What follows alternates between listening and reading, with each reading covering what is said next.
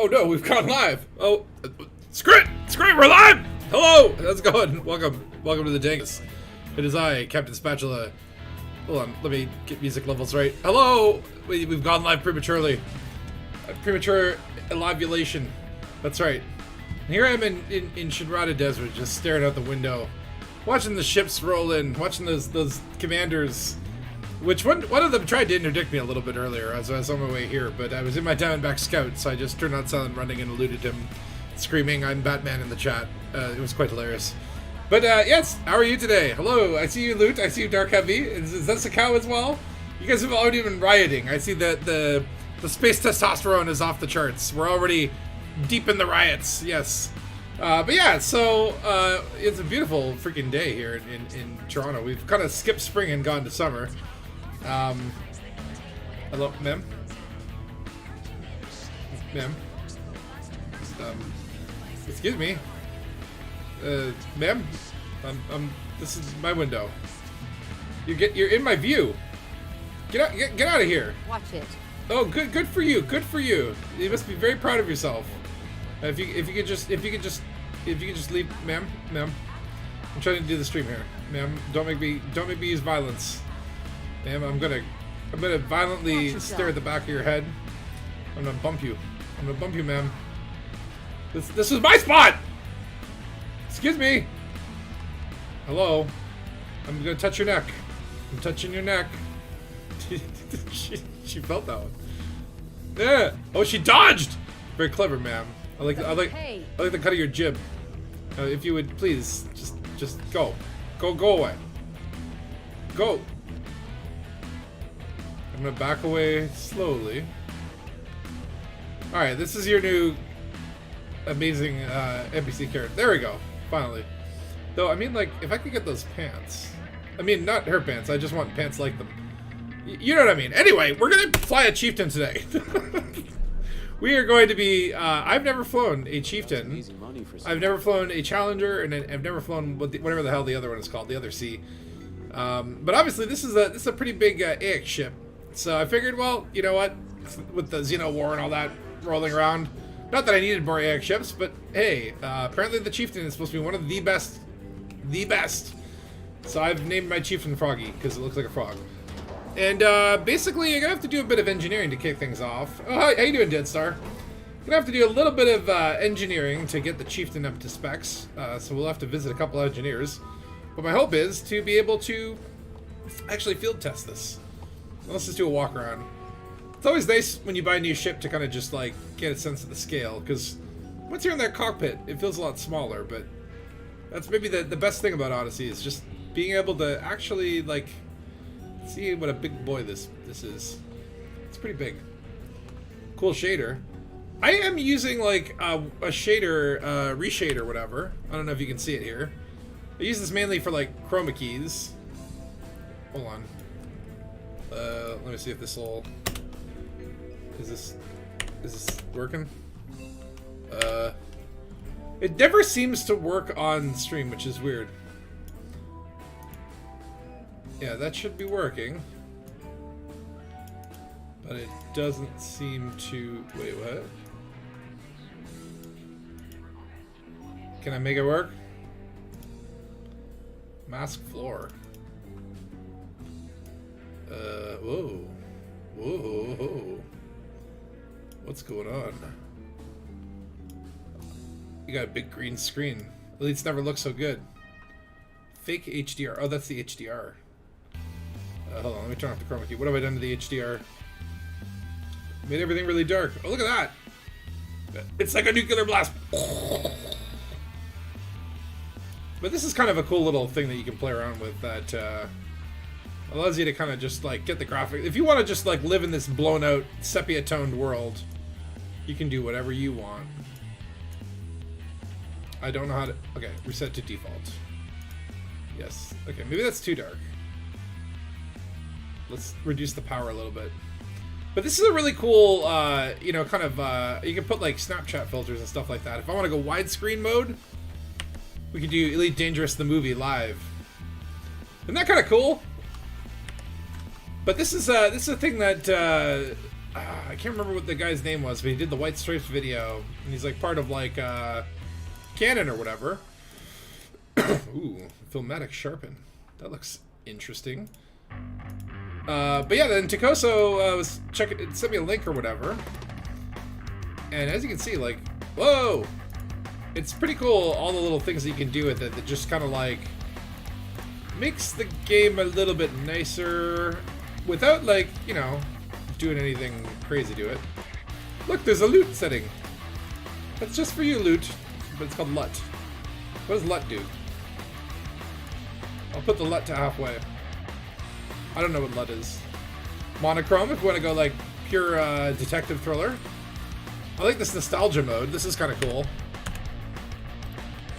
Welcome to the 80s. It is very like neon wave 80s, right? Cool shader, Crusader. Oh my lord, you found the pun.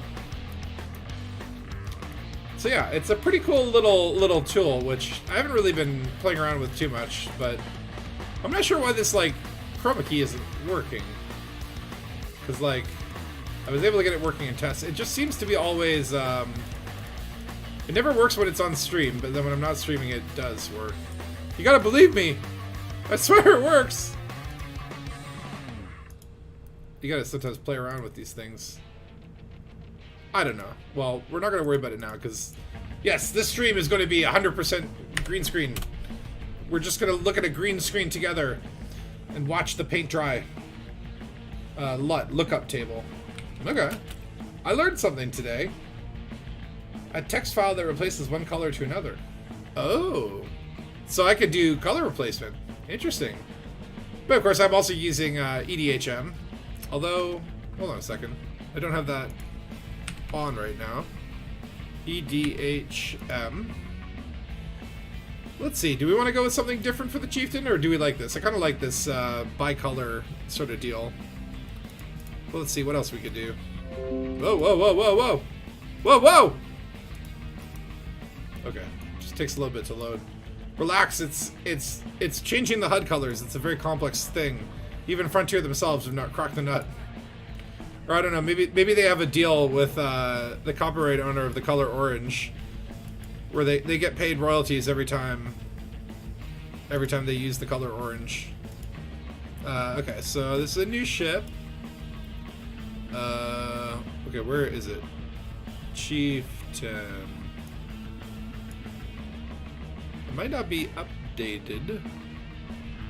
I called this thing Froggy. Where is Froggy? Froggy, Froggy, Froggy.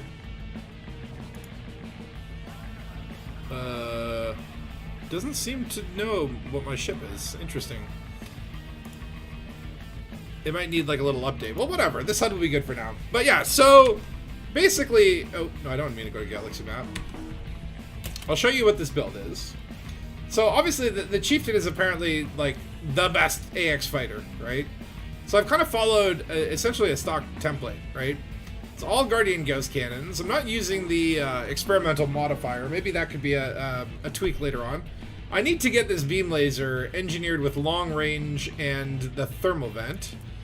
I've got heat sinks. Now, the build that recommended said all heat sinks and no shutdown field neutralizer, but I'm going to keep one just in case. I need to get some engineering armor on this power plant. Now, there might be some power problems here. As you can see, I'm about 144 megawatts over, so I don't know if power priority is going to be a thing, or if I can possibly engineer my way to better power. I mean, in theory, I could just leave this off until I need it. But yes, an AFU, which normally just doesn't seem... It seems a little weird on a Xeno build, but well, I'm going to go with the recommendation. Now, it had just said to take repair limpets, but I'm going with Xeno Limpet controllers because I also want decon. And I did swap out what they suggested here was a module reinforcement package, and I went with Meta Alloy just because it's new and shiny, and you know that little bit of caustic resistance might save me in the end. But it's a pretty simple build. So all I need to do is do a little bit of engineering. Now, unfortunately, I don't think I have the materials to get all the way to what I want to do, but well, we'll get as far as we can. Look at this, in Shinrada there's tons of people.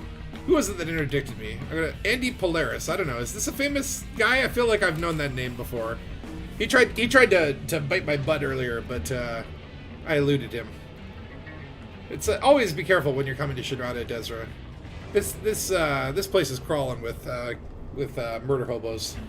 Hey, what up, Ray Mopula? How you doing? 07.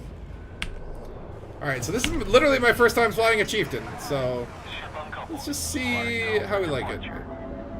Ooh, we got Thurston Howell III here. Where's Gilligan? All right, so far out of the gate. Okay, didn't hit the mail slot. That's a good sign. Ooh, I like how the engines. Ooh, I like the reverse thrust. That looks cool. You can really see it.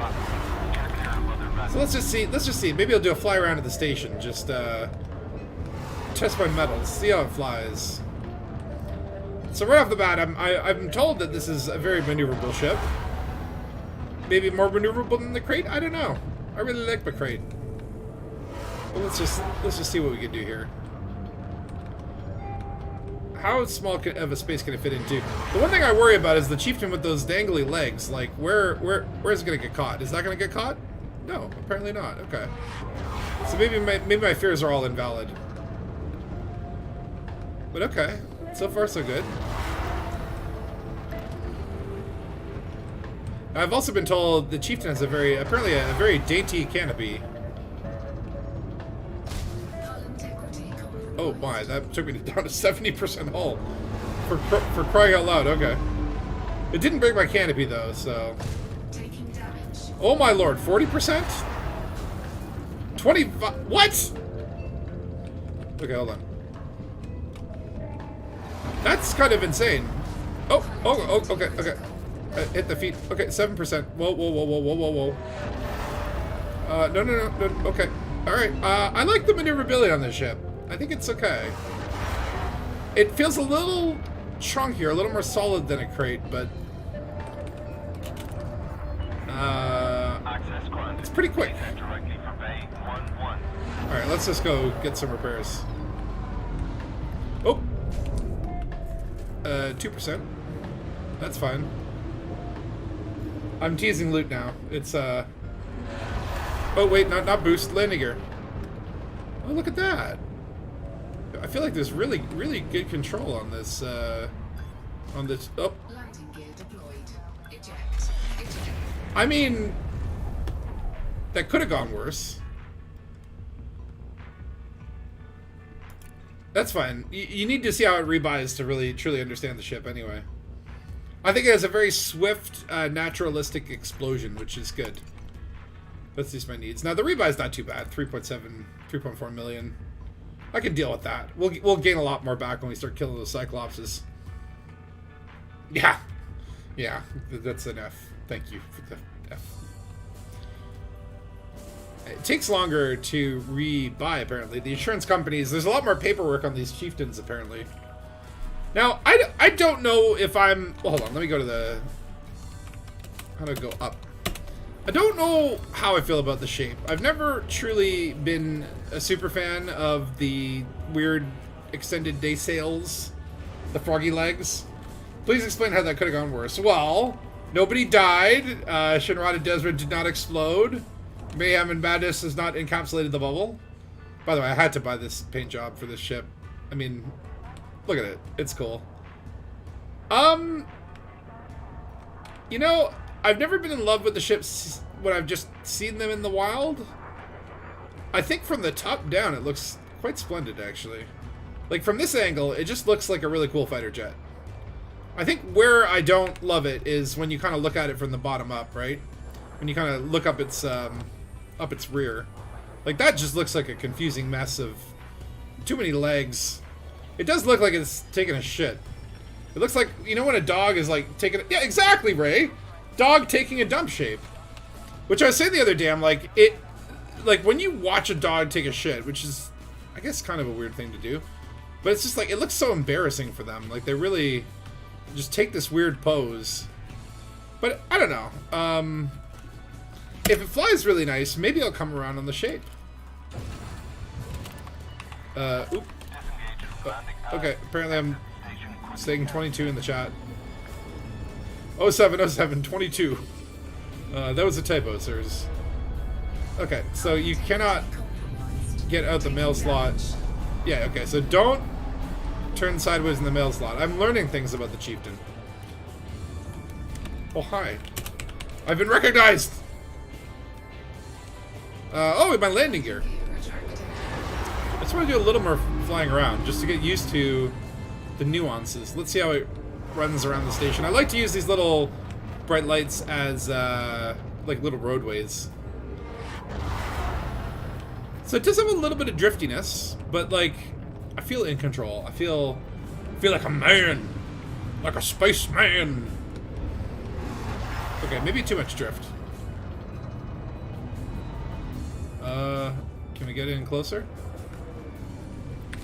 This is why you need those dirty drives. Unfortunately, I don't have the engineering materials to fully get the dirty drives. I think it's like damn selenium or something like that, which I'm like, anytime it's a raw material, I'm just less than thrilled. Like, I'm like, okay, proprietary composites, yeah, I could just go high-res farming or whatever. But there is no more farming for raw mats. Like, there is no awesome way to do it, like with the crystalline shards or whatever. I feel like I missed the boat on taking advantage of that. Pepperoni with oh, see what you made me do? You talked about anchovies and I crashed. Yeah, I don't know why you guys are so against the pineapple. We had a discussion in the Discord about what is pizza. Is when you like, some definitions say it's got to have like a tomato sauce. Other definitions say it's just like, it's like the concept, the shape. But it's like, I eat pineapples on my pizza, and I challenge anyone who disagrees with this.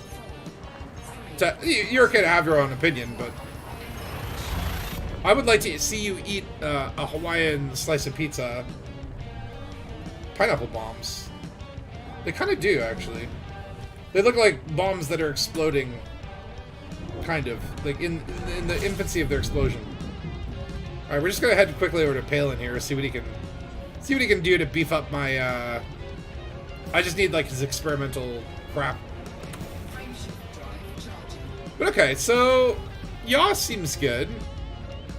It's a little bit slow to go left and right. It's no T7. Which is really weird that the T7 seems to have, like, the greatest left-right turning ratio. And I don't know, my hull is feeling, like, kind of paper thin, and maybe I just, that's what I should probably focus on engineering, considering all the dying that I do. But I don't know, I feel like speed and distance, those are my favorites. Alright, Palin, where you at? I know he's in here somewhere. Looking for Able Laboratory. So I figure I need to see Palin, I need to see someone about my lasers, and get thermal vent on there. I could borrow one from another ship, but yeah, module's full. Which really, like, don't get me started so early. It's like, just give me the ability to purchase with ARCs more module space, and I will buy them from you, Frontier. I don't care anymore. I just don't. I'll give you money. I will give you money for module space. Everyone will freak out. They'll all hate you. It'll be considered pay to win, but I don't care at this point. Like, if that's how they did it, I would just be happy to have more module space, because balancing out modules and having to, like, sell stuff when you're trying to re-outfit ships and have ships that you literally have just to, like, store spare parts on, it gets old fast.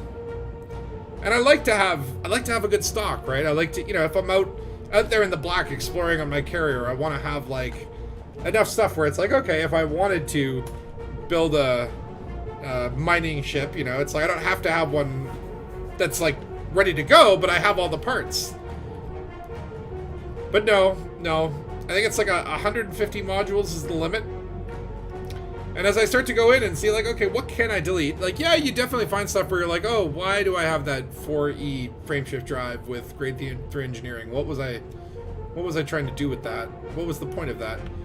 But a lot, more and more, like, I've just got, like, you know, a couple power play modules, some prismatic shields, you know, and then, like, some specialty engineered weapons that it's just, like, they're not real day-to-day weapons, but I don't want to get rid of them. Put a lot of materials into those. So you'd also give them money, Dead Star, yeah. I mean, ooh, and the ability to transfer modules between ships. Well, no, they shouldn't make you pay for that, but... Yeah, I mean, I think it should be like, hey, like, here is a screen of all the modules that are stored elsewhere. If you want to just, like, you know, order... Okay, I'm going too fast. Like, hey, here's one screen of modules that are stored off-site. So you can just look at all the modules that are not in your immediate area and just transfer them all, right? Then, like, hey, here's all the modules that you have access to right here. And then a third screen or sort of filter or whatever, where it's like, hey, here are all the modules that are on other ships.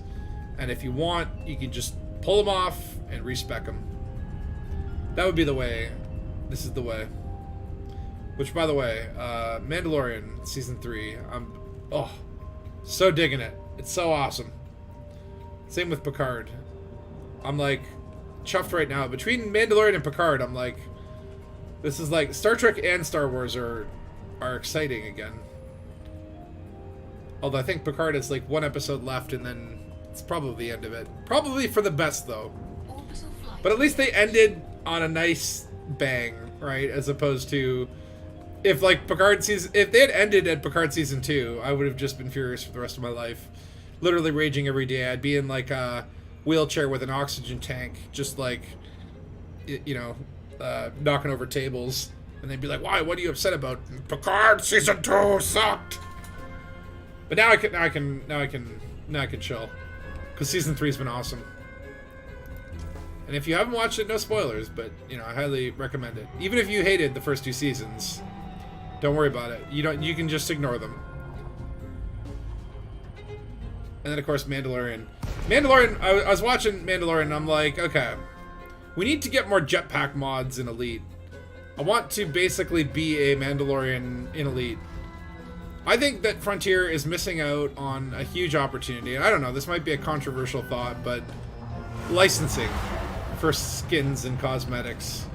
Like, imagine if you could get Mandalorian armor for your suit. How many arcs would you pay for Mandalorian armor? Like, I would pay the equivalent of a ship kit if I could dress like a Mandalorian. Or a Borg! Oh my god, imagine a Borg helmet. You'd be like Locutus of Federation. Locutus of Arc. But like, yeah, there's like so many cool ideas for sci-fi skins and franchise. I would love to see a Batman suit. You know, and it's like that would be like a good moneymaker for them, because right now, like, how many new people buy the game? Right? Like, where does Frontier get their money now? Is it from the other games? Is it from Planet Zoo? Or is it from, like, Elite Cosmetics purchases and then, like, a small little trickle of, like, new shit? I feel like it's gotta be mainly for the, okay, so hold on. I need to remember what I need. So, yeah, unfortunately, I can't get D5 dirties, and I'm out of selenium for the grade 4. Oh, no! Are you serious? Frickin' iron? I'm out of iron. Oh, no. Mando lost you? I've actually... Oh, I need iron. Iron! Seriously? Oh. I hate you, fucking Elite Dangerous. I hate you so much. I can't get my dirty drag drives because... Iron. Of all the freaking things. Okay. Does this have mass modifier? Please don't Whoa. Don't do that. I want the mass manager. Okay. Okay. Close, but I have enough. I'm gonna have to use all my atypical disrupted wake echoes. Oh. Okay, so I need iron. Where do I get iron? I have to get it from the ground. Can I get it from this system? Can we do a little iron grinding? Does this planet have iron? Yes. So in theory I could get it from there. I would need to get an S. Okay, in theory I could also probably just get it from... No, apparently there's not that much iron here. You figure like 90% of planets would be like all... You know, so much iron. Like, What? 30% of this planet is sulfur. It's gonna smell like a potty. Okay, so I'm gonna need to go to a station and get an SRV. Looks like I'll have to go to Austin Town. Oh my. Yeah, because I need iron for like everything. Iron and nickel are the lifeblood of the galaxy. Oxygen, limpets, all the necessities of life. Why is there a heart button on the YouTube app? I don't know. What does that mean? Is that like a thumbs up? Or is it like a Kalima? Kalima! Departure authorized. FDev missed out on not having a Chinese New Year suit again. Oh yeah! Yeah, they did it in previous years. What changed? Well, I don't know, man. I mean, this is the perpetual question is what the heck are they working on, right? Because it's been now, what, like 2 years? 2 years since Odyssey launched. That first year was all bug fixing. And then there was kind of like a little bit of a gap, and then the Thargoid War came out, and it's like, okay, cool. This is different. Like, this kind of like brings that... Like, I think one of the things that drives me crazy about this game is there's a lot of like really cool features, and they don't seem to like come to light a lot, right? Like, it's not easy to find some of the cool things. Like, if you're a new player, you know, how do you know that generation ships are even out there? Like, there's nothing that really prompts you to find them. Now, passenger missions can be good for finding like tourist beacons and cool destinations and stuff like that, but it's all very RNG, right? I talked a little bit about that on the last stream. One of my genius ideas, my million arcs idea, is I want the ability to like publish like trade routes or like exploration routes, and just like, you know, like go to a system, kind of like bookmark it in my trading computer or my exploration computer, and then be able to like come up with like a route of systems right down to like individual planets or locations on the planets that people could then buy and upload into their ship, and it would give them like a series of waypoints to follow. I think that would be really cool. And then like you could rate the routes and be like, yeah, like this route that Spatula created was really dope. It's awesome. 5 out of 5. Would do like. What happened with the heart button, Ray? Did it beat? Elite is sometimes like the rings of power. It's nearly there, but something's missing to make it fab. I mean, and it's always like there's always something perpetually out of reach, and I wonder, is that like psychology? Is this all going on in my mind, right? Like, is this just an amazing game and there's nothing wrong with it, especially when you compare it to Star Citizen, and I'm just insane? Or is it like a function of when you kind of like release this thing with like lofty promises, but you're like, we're gonna do them like chunk by chunk, you're sort of setting the expectation right from the beginning that like there's always going to be more, and therefore like no matter what they do, they could add space legs, ship interiors, we could go into the bio waste room and use a bio waste filter, we could do all of that stuff, and we would still be unsatisfied because we'd be like, well, you know, I want to be able to have an emoji to like scratch my butt, Frontier. If you don't add that, I'm gonna uninstall. You do wonder, though. You spammed 100s of hearts. I don't know what the heart button is, man. I didn't even know that existed, but thank you for the hearts. I will make a little chicken heart stew.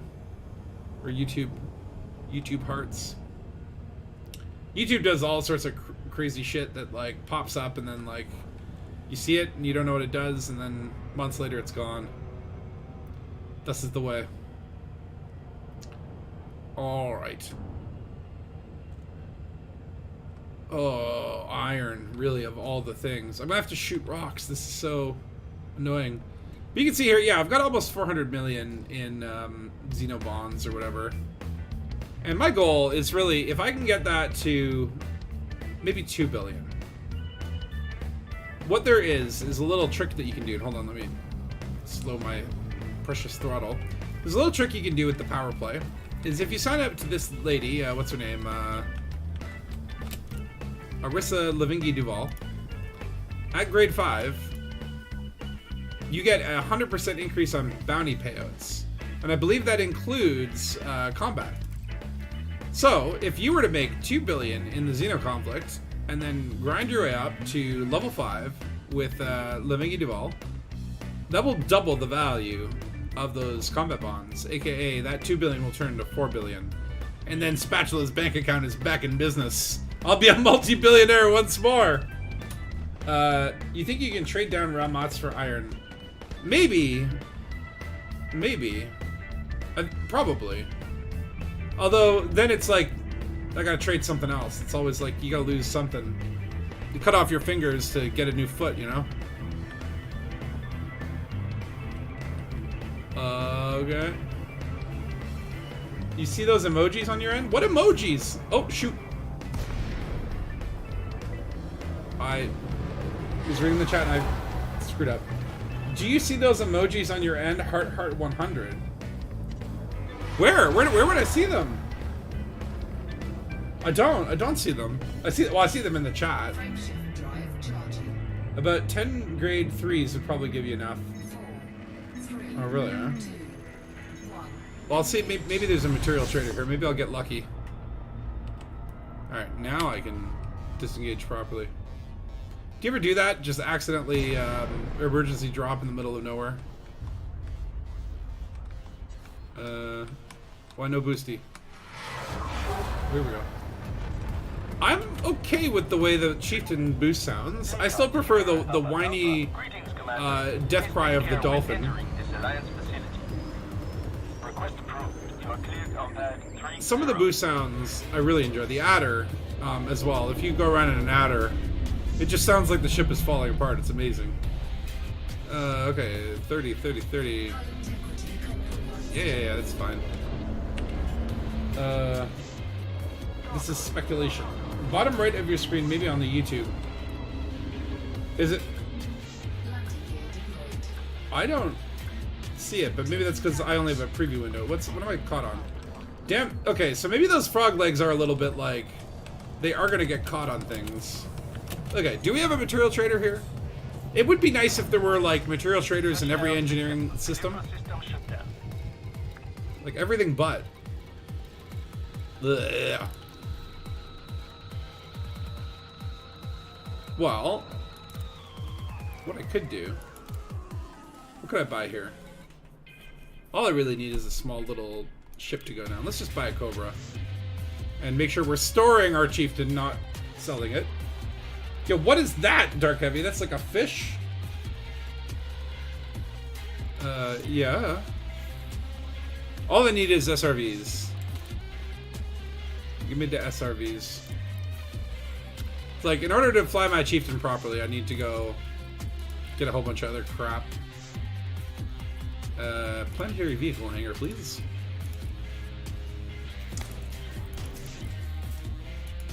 And uno scaribo. Alright, and then what was the planet that had a lot of iron? Was it over here? I like how this one's just called gold. Gold! It's gold! Okay. 20% iron, 19% iron, 20% iron. This one, I want to look at some of this other stuff, because I do need selenium. They seem to have the same amount of selenium. This one has zinc versus chromium, and I don't think I need chromium, so we'll go to this planet. Oh, I picked the entirely wrong one. Okay. It's fine, we'll just need to shoot a few rocks, everything will be okay, and then we can just go do all the engineering we need. Maybe we'll get lucky, find some selenium, and then I can do more. Now, of course, this is an engine, and of course, Palin's system is a popular engineering destination. So I don't know, I'm going around now in an E-rated Cobra. Is that a good idea? I don't know. Can I change the, let me try this. Can I change the HUD? Ho ho ho! HUD rebooting. There we go. Now the ship has a different feel. That's the one thing I love about EDHM is the fact that it's got a little shipyard in there, so you can like assign specific HUD colors to different ships. So as you sort of swap from ship to ship, your HUD actually changes, which gives each ship like its own little vibe, right? It's not just putting cactuses on your dashboards. Man, it's been a while since I've flown in a Cobra, and I really do like the feeling of these kind of the smaller end of the medium ships. They're like cozy, but also like you know, like, you do feel like you got a little bit of room. There's that guy who does the ship interiors or whatever. The blueprints. And if you haven't seen that stuff, I don't know where to look it up. I'm sure on the internet somewhere. But a guy does, like, all the, imagines what the blueprints would be on the inside of the ships. There's another guy who did a video where it was like a 3D modeling of the inside of a Sidewinder. And if you watch that, it's like, damn, okay, that's pretty cool. Interestingly enough, this HUD, like, doesn't show my shields. Some of the HUDs be like that. Yeah, all is down to playstyle and preference. I guess for shieldless build, this HUD would be perfectly fine. Always keep your eye on this thing. Look out for the murderers of the galaxy in open. Yeah, so I was finishing up the community goal. The community goal, it was interesting because, like, Frontier apparently goofed up. Like, when I was loading the launcher, it's like the Imperials won, and then the Federals won. And when you click on the Imperials article, it's like article not found. And I guess they had pre-written, like, the copy for in either eventuality, so I guess both sides won in a way. I thought that was a fun little goof. But yeah, so I was doing a little bit of that. I did not get 50%. I fell out because I didn't have a chance to continue topping up the bounties. I think I made like 7 million, and the threshold for 50% was like 10. So I was so close. Like one or two more runs in conflict zones, I might have been able to maintain it. But oh well, I lose that on a free Corvette skin for a ship that I don't even have the requirements to unlock. So I guess it's not an immediate problem. But that said, you know, it was fun doing the CG. I was just doing, like, I did a couple off stream, just like go in, do some conflict zones. And of course, doing it open, and sometimes you'd land in a conflict zone, and hey, there's a bunch of people on my side. Other times, I would land in there, and there would be bad players. Well, not bad players. They were nice people, just had different perspectives in terms of who they were working for. And I showed up to a conflict zone, and I went out in my Fertile Lance because I needed to be prepared for people. And there was a guy in a crate. And immediately I, you know, came in and just started blasting him in the chat saying, "I've asked ye, my opponent, I shall strip you of your shields and, you know, rattle your hull until there is..." Oh, God! Okay, I am in an E-rated Cobra, so let's try to beat this, shall we? Stupid NPCs. Okay, must focus. Now the Cobra is super maneuverable, so I should not have a problem doing this. Not for an NPC anyway. The skin wasn't that great. Yeah, I know. It's just more like, you know, you think about it, it's like, eventually I'm gonna have a Corvette, and just like with the Chieftain, like when I first bought the Chieftain, because I'd never owned one before, I went into livery, and it's like, oh wow, I actually have like 6 skins already for this, but they were all Christmas skins, and I'm like, yeah, I'm just gonna buy this other cool looking skin and not worry about these Christmas ones. So when the time is right to give the Thargoids gifts of Yuletime joy, then we always have those in the loading dock. But seriously, like 6 skins. I mean, where did I get these from? Probably Twitch drops. Frontier was doing that for a bit over the holidays. Though I'm very curious to know, yeah, like there's supposed to be an update. I don't know if it was end of April or beginning of May or when this update is supposedly happening. Obviously, the sort of theory is that it'll probably have something to do with the maelstroms and allowing us to get to the center of them, which is why it's a good idea right now to start building your AX capable fleet, because the Thargoid War is kind of the big goings on right now. Although this is where I'm like, okay, you got this big Thargoid War, all this awesome stuff's happening, and you're doing a CG of like Feds versus Empires. It's like, this is like the 66th time that there's been like an Empire Federal skirmish. Like, we get it. Like, listen, either have a war or chill out. There's a Xeno problem right now that we could all be helping each other dealing with, but no, we gotta have our own little wars. Isn't humanity wonderful? This looks like a boring old moon. Perfect for some iron grind. I can't believe that I'm low on iron. What about nickel? How much nickel? So, where is... Ooh, I need boron, apparently. Caustic shards. Ugh. PTSD. Where is... Oh, alright, fine. It's the landable Earth-like world update.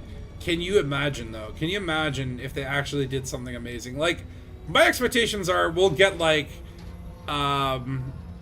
nothing on the update day, and then they'll roll it out over the series of weeks, that there'll be, like, some module that you can use, and then you get to the center of the maelstrom, and it's like, oh, there's a portal in there.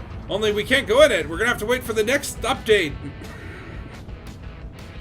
And it'll just be, like, higher caustic damage. Like, they'll just... It's like a freaking Russian doll of gatekeeping from content. And they'll be like... And then they'll permit lock another system. Like, that was something someone pointed out, was like, they permit locked that area. I think it was Obsidian Ant was pointing out that they permit locked that area by, the Horseshoe Nebula. Like, 6 years ago? Or something ridiculous like that. With the promise of, like, yeah, we're gonna use it for future content. And it's like, okay, when is the future? I guess the future is always in the future, so Frontier can just, like, keep not doing stuff. But I would really love to see, like, a big, nice, awesome win for Frontier and for Elite.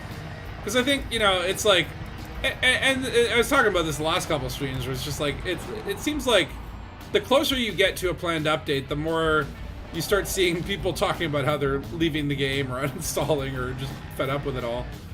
And, you know, I'm always trying to be optimistic. I'm always like, you know, it's like my favorite game. I want to see it go on forever, but I feel like it, like, now more than ever, it just needs to have, like, a big thing, you know? And the Thargoid War I thought was cool, but, like, it's not enough, right? It needs to be something so big or something so broad that we can believe that, like, oh yeah, in like another 3 or 4 months, there's going to be even more and more. Because that's part of the fun of Elite, is just like knowing that, like, you know, there's always, shoot. Oh, selenium. Very nice. Look at that. Look at my luck is up today. The RNGesus is with me! Ow! Okay, but what do I came here for? I came here for iron. I need the iron.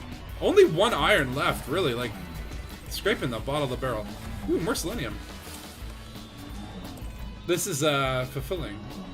How am I running low on sulfur? Wow, okay. So apparently, I've just not been material grinding for a very long time. At least not the raw materials. The data, of course, like, that one is the worst, I think, because you have to scan, like, wake signals. Oh, more selenium. Oh, please. Zinc, baby. Whoa, whoa, whoa, whoa, whoa, whoa, whoa, whoa, whoa, whoa, whoa. Carbon.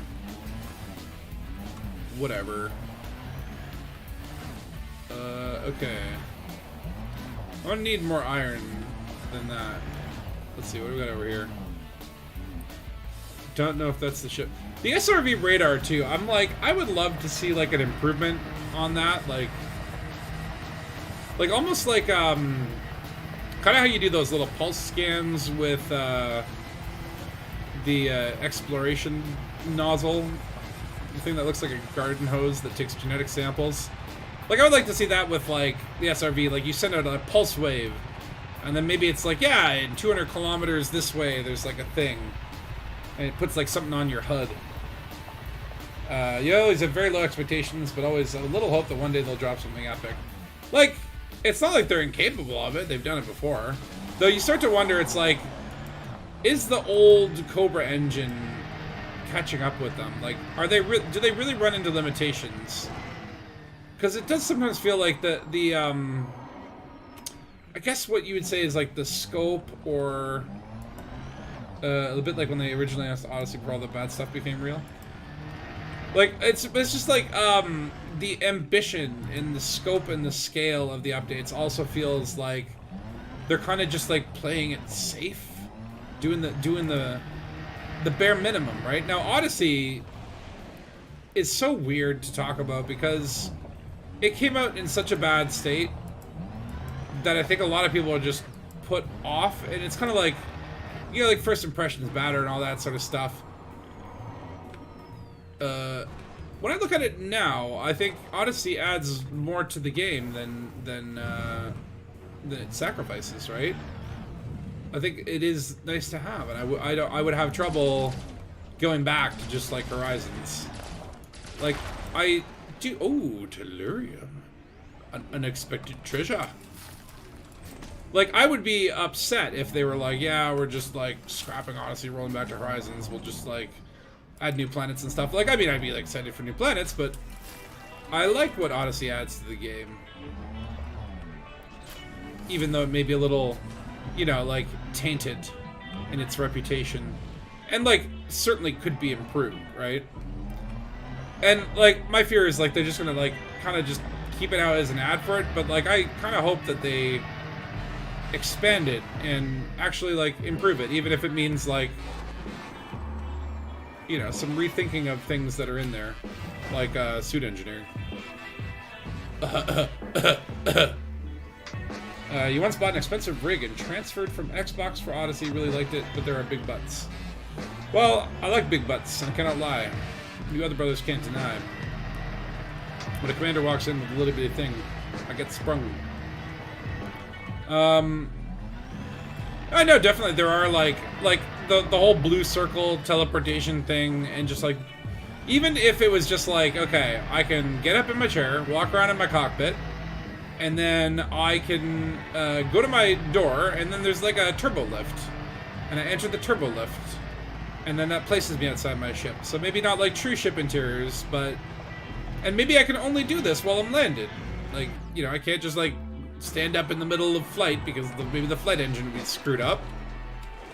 Like, even just that little tiny extra bit would, I think, like, bridge the gap in a way. Just lift and black screen.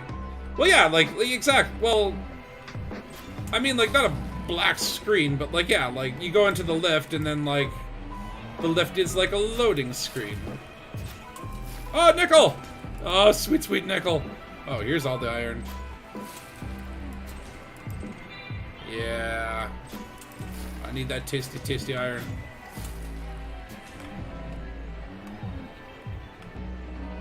Anything else? Honestly, blasting rocks, it's like, in short bursts, it's not so bad. I just wish there was other ways to do this. Like, you know, it'd be cool, now that we have Odyssey and all that, is like you get out of the SRV and you have like a mining suit, right? Just like there's an exploration suit, you have like a mining suit, right? And you get out and you set up this little doohickey, and it just like, you know, you stick a pole in the ground and the pole starts sucking all the iron out of the planet, and then it just like deposits a little chunk for you. You could have like a little mining operation. Like, that would be cool.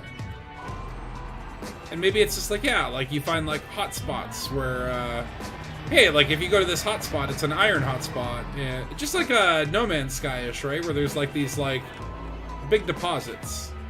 And you can mine them and get huge, huge rewards. Like, oh yeah, this one's got like 500 iron in it. That would be nice. Rather than, like, I think the problem is, it's like, yeah, there's only one way to get these raw materials outside of the, well, I mean, there's trading, I guess. Do you get raw materials? I've never seen them on missions. Like, I've never seen a mission where it's like the reward is like 5 selenium. I don't think that happens. You will see rewards for like data and for like the manufactured materials, but not for, no, for raw. You gotta find them raw. Raw dog.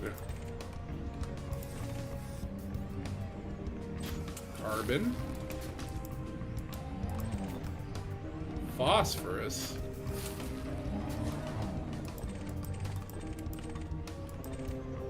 Let me target that little nugget. Alright, fine, I'll come back for you. Oh my, okay. Yeah, watch out for those shotted rocks. After the rocks have been shot, they do turn into SRV launch pads, like trampolines. The iron is gone! Okay, that's another thing that really annoys me, is like... And this is something that did not happen prior to Odyssey, but... You see it happen now, where... If you are collecting materials and you roll over something with your wheels, it actually falls into the planet, which is, like, annoying. This kind of doohickey is something you asked for years ago. What kind of doohickey? Like a mining thing? Well, it just makes sense, right? Like, if you think about it, okay, what are the pillars of, like, the kind of, I guess, characters or classes that you can kind of find your commander doing? It's like, you could be a trader, a bounty hunter, a pirate, an explorer, a miner. And so, like, you would think that, like, okay, they should better represent those, like... Because, like, those are really shippy doodahs, right? And then when you look at, like, on-foot personalities, it's like you can be, like, a scavenger, a combat person, or an explorer. It's like, okay. What about miners? What about on-foot traders? Like, I guess, in a sense, you could just pretend to be a trader, be, like, a data trader.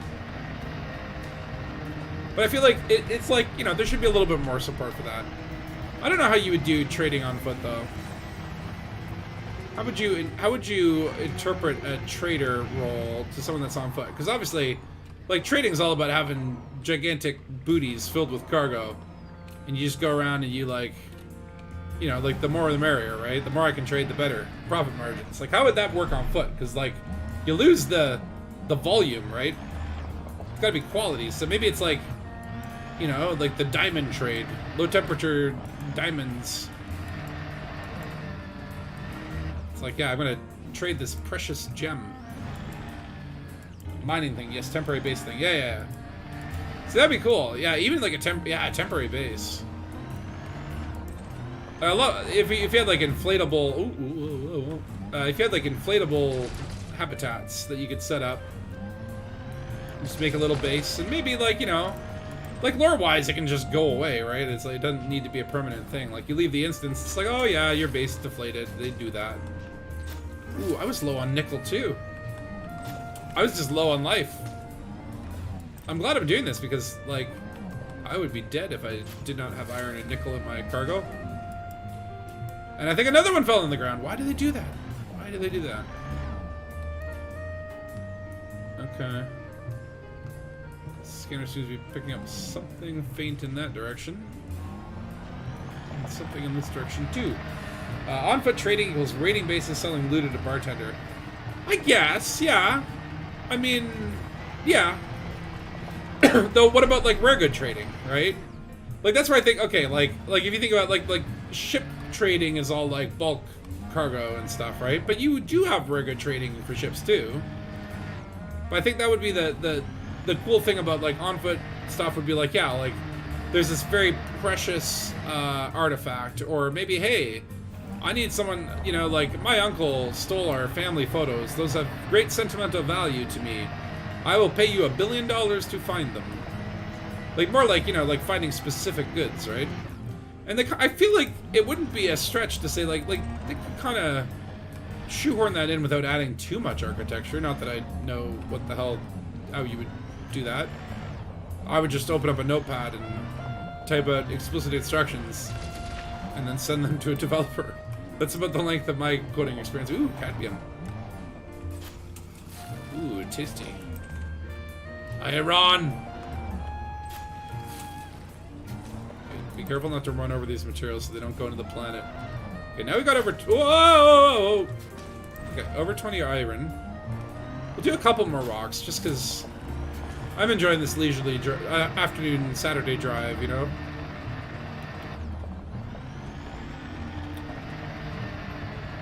But yeah, it's like, again, it's sort of that weird feel where it's like, you can't, like, seem to talk, or I can't anyway. You can't talk about Elite without talking about all the things that, wouldn't it be cool if, right? Like, I was just thinking that thought, I'm like, Like, wouldn't it be cool if like there were NPC SRVs just like going around this planet doing what I'm doing? And maybe pirating. Maybe little pirate SRVs. Like, there's not like that much content for the SRV itself, right? It's just kind of like you could drive around and shoot rocks, and that's about it. And then it's like, okay, Odyssey, sphere combat, riding in bases. And yeah, you could go assault a base with an SRV. There are things, but they're not. They don't seem like they're designed to do that. One thing that I think would be awesome would be like, okay, make a settlement where it's got like Section A and Section B, and they're so far apart that you need an SRV to travel between them. And there's like a little road, and on that road you get like little logging trucks and like supply trucks and stuff like that. And maybe you could do like some Mad Max style highway robbery. Oh, this is gonna be like one of those things where I just don't stop talking about all the things I wish were in the game the entire time. You enabled to the chain mission thing seemed like a good idea, but got left behind. Yeah, I mean that is there, and you notice it sometimes. And it's like, oh, okay. It doesn't seem like it doesn't seem very important. I mean, I remember they talked about how they were putting that in as like, oh yeah, we're like adding this to like the game as like a foundational step to like do more with it. But I don't know, it's like Frontier has like the attention span of a 3-year-old, right?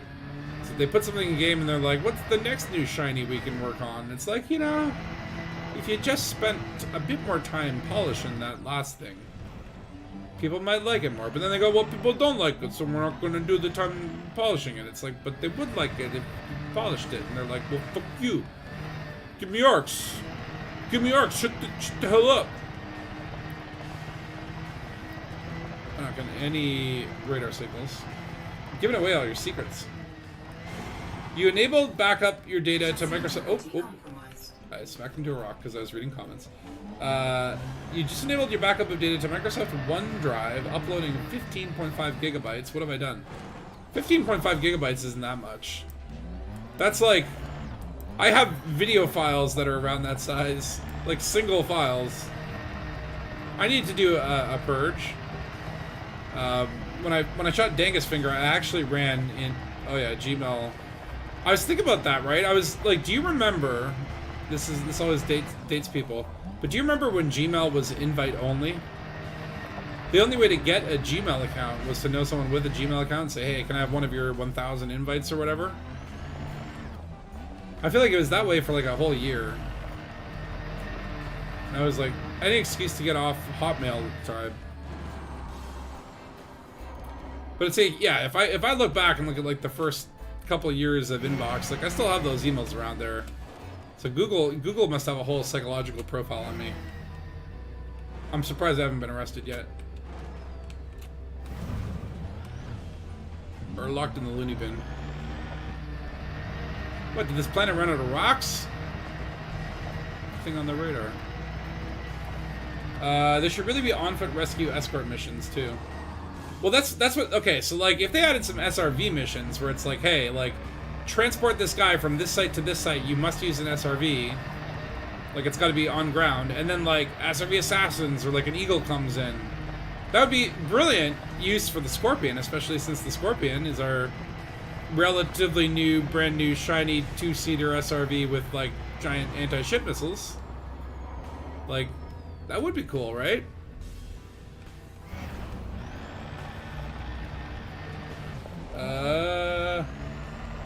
Your upload speed is crap compared to your download speed. It always is, isn't it? You want fiber? Well, I don't know. Eat a bran muffin. Fiber makes you poop. Or no, wait. Does it make you poop or does it just make the poop firmer? I think it just gives you more voluminous poop.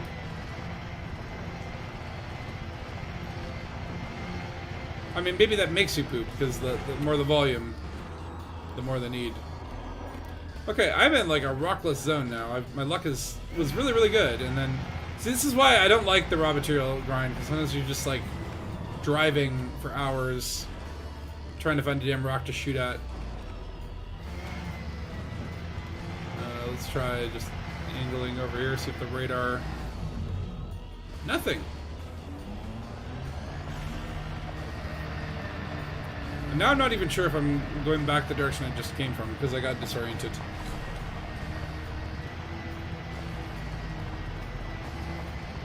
Ow! That's fine. But I'll tell you, once I get what I need, we're going to use the shortcut. Ooh, look at this. There's like a little refuse pile. That's an interesting formation of rocks. See, if only there was, like, you find something like this, and, oh yeah, there's a cave under there, or, wow, these rocks are a little left behind hut from some Stone Age civilization. Or maybe an early settlement base. Like I mean, I don't want this to turn into No Man's Sky where, like, you know, every 5 meters you run into a crashed ship or a facility, and it's just like, oh yeah, you're the first to discover the planet, and then you find like 17,000 bases every step of the way, right? But it would be nice to have a little bit more chances of like coming across stuff. And again, I think it's like with procedural generation, right? It's like the first time you start playing a game with procedurals, it's like, oh wow, like there's so many different scenarios, and then they start to get a little bit like, okay, now you kind of know, and it's just variations on this, right? And so I think it's just like, yeah, they gotta put more, like, I guess what you call it, like the foundational seed, right? Like the types of things that can be procedure-related. That's a word. And it's just like, imagine, and I don't know, maybe it's my dark, twisted sense of humor, but I'm like, imagine some, like, random comedic encounters, too. Like, some of my favorite encounters, in, like, signal sources, for example, are just like, you get into a fit signal source, and the dude's like, yeah, I ran out of fuel. It's like, you stupid NPC. And then you loot them for cargo, and then you blow them up. Well, that was dark. But, you know, just, like, funny scenarios, too. Like, you're just, like, wandering through the planet, and some guy wanders up to you, and he's like, hey, man, I'm looking for nickel. Have you seen any nickel? I need some nickel, man. Someone took my nickel, and I want my nickel back. And you'd be like, oh, God, was that a Nickelback pun? But you'd smile a little bit, and you'd be like going on your merry way with a little more character. Instead, it's just rocks and horizons. Oh, thingy! We found the rocks again. We've gotten to the barren area. Gmail is 15 years old. Oh yeah, believe me, I'm like, damn, sometimes I'm like, I'm a lot older than, like, I feel. It's like, I work with a lot of, like, younger people at the work, and, I was like, do you know what MySpace is? And they're like, what is that? And I'm like, you don't know what MySpace is? Oh my lord.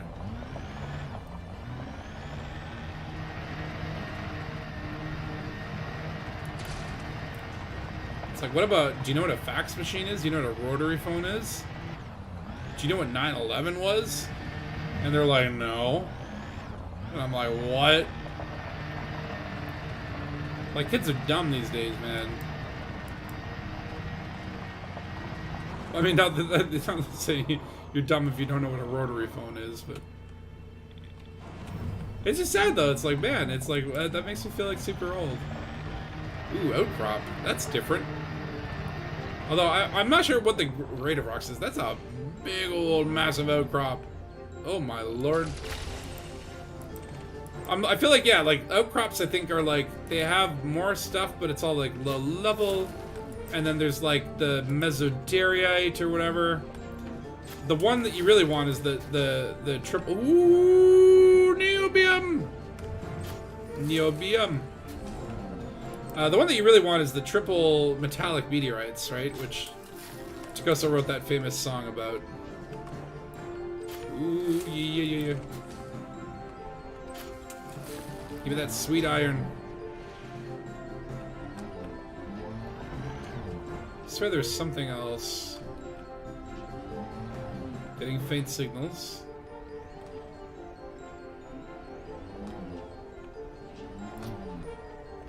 Kind of something faint from this way.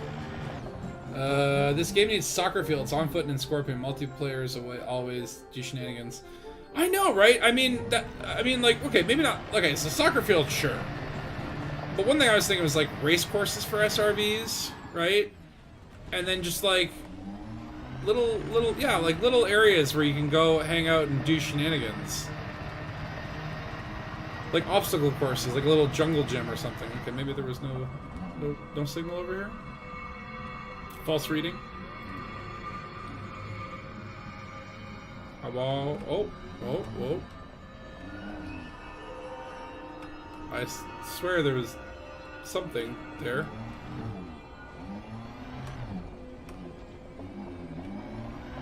Oh, yeah, I'm not a huge fan of how the SRV scanner kind of works. Like, it's fine, but I think, like, again, just like, hey, there's no engineering for SRVs, and not that I want more material grinds, but, you know, if you gave them to me, I would certainly upgrade my scanners, or upgrade my SRV tankiness, or speed.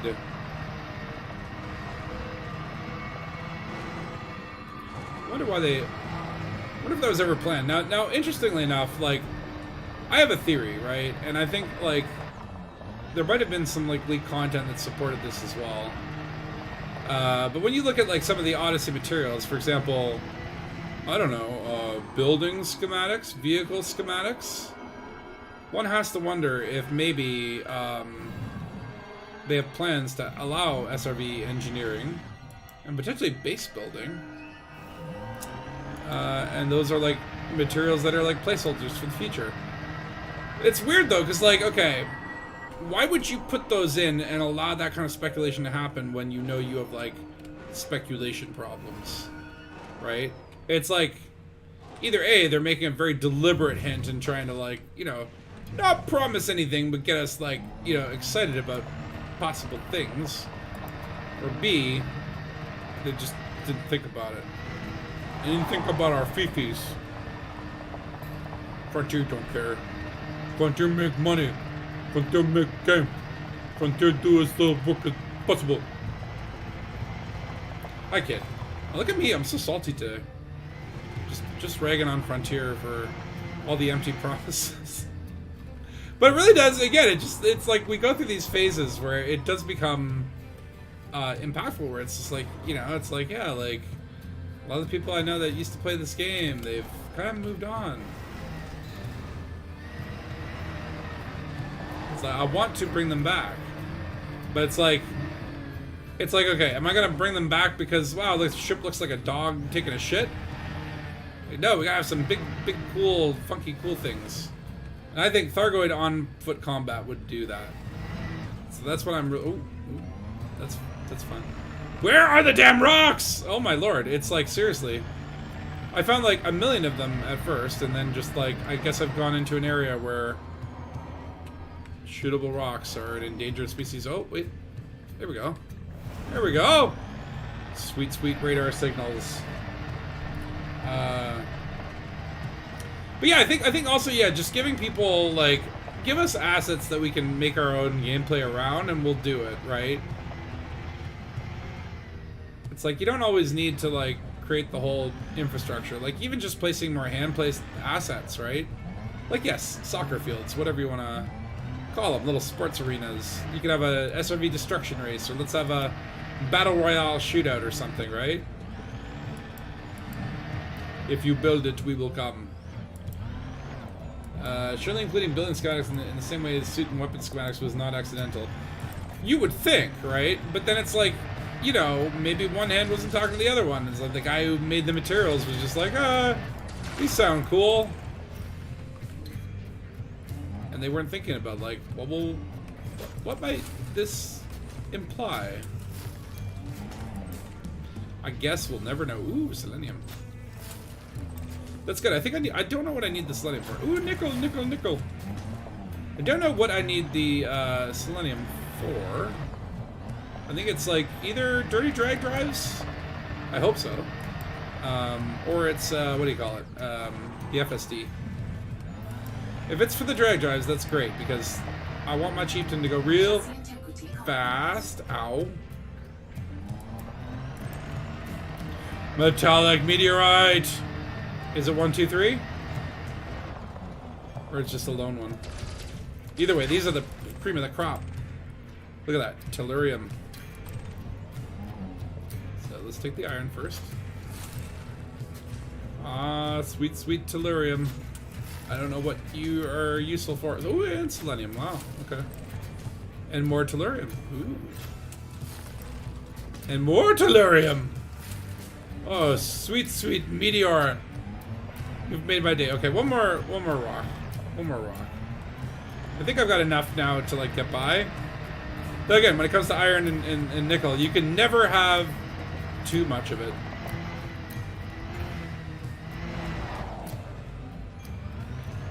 Oh god, okay.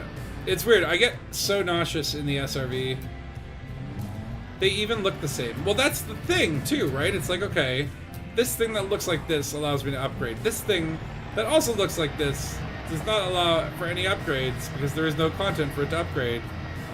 Does that mean that content's coming, or does that mean just like they just were like, whatever, we already have the thing. We can just use the thing. Just use the damn thing, it's fine. It's like they're too busy still trying to find Raxla to question our content. Oh my lord, I'm getting so dizzy.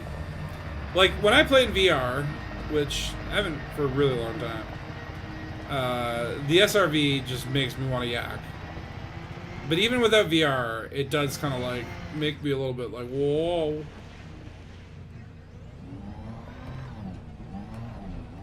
I seem to get some... I get these like weak signals in the distance, and then you get closer and they just disappear, and it's like, what? What is this?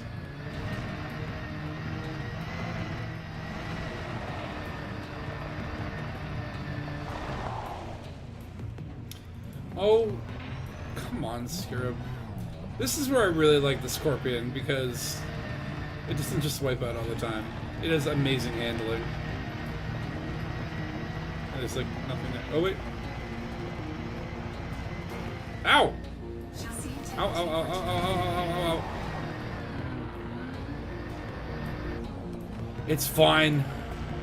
Just a paint scratch. If there's nothing over here, I'm gonna lose my mind.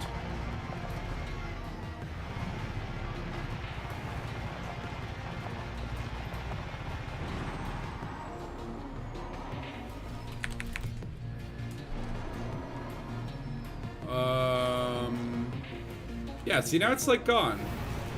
It's like, so what was that little blippy signal? Like, what's the point of having a thing that is just not a thing? Or am I doing this wrong? Like, I don't know. I'm no expert on driving around looking for rocks.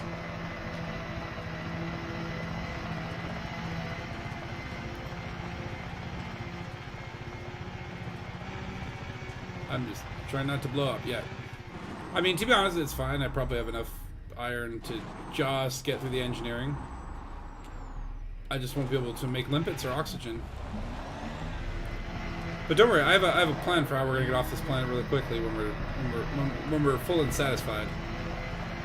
It may happen spontaneously though, with my driving skills. Oh boy, bumpy terrain, bumpy rocks, bumpy rocks.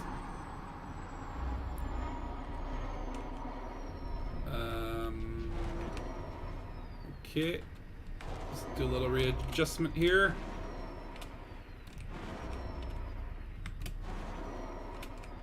And landed. Oh my. Okay, we are at 1%. But that's fine. That's all we need. I think we're going to be doing our emergency space evacuation sooner than I had planned. I would like to find one more rock, please. And one more sweet, sweet iron. It's like, how do you run out of iron? It is the most abundant of the materials. But I guess it's also the most useful.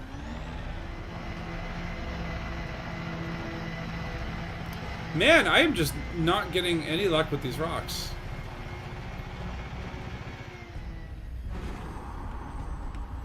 Uh-oh. I have a feeling this might be our end of the SRV rock shooting segment. Oh wait, there's a rock. Okay, just don't die. 1% hull. We can do this. We can... Alright, well, fine. RNGesus has spoken. I like how you still get an incident report for the SRVs, even though it's like... You're not really dead, are you? But that's fine. We get to go right back to space. And we'll be able to get those nice, dirty drives. Oh wait, before I go back to Palin, I need to go back to my Chieftain, because I'm not engineering an E-rated Cobra. I'm just going to go sell this. Frameshift drive charging. It's that way, okay. 3. Apparently we can't do this, F. The game just knows when I'm trying to do something and will throw up obstacles. Again, this is my advice. If you want to get the most out of Elite Dangerous, try to have no goals, no dreams. Just enjoy it. Just go in, let it throw stuff at you, go with the flow. And you can't be disappointed because you had no expectations. Just don't go, like, the more specific tasks. It's like, you know, hey, I want to find iron. I just need to shoot some rocks. No big deal. You won't find any rocks.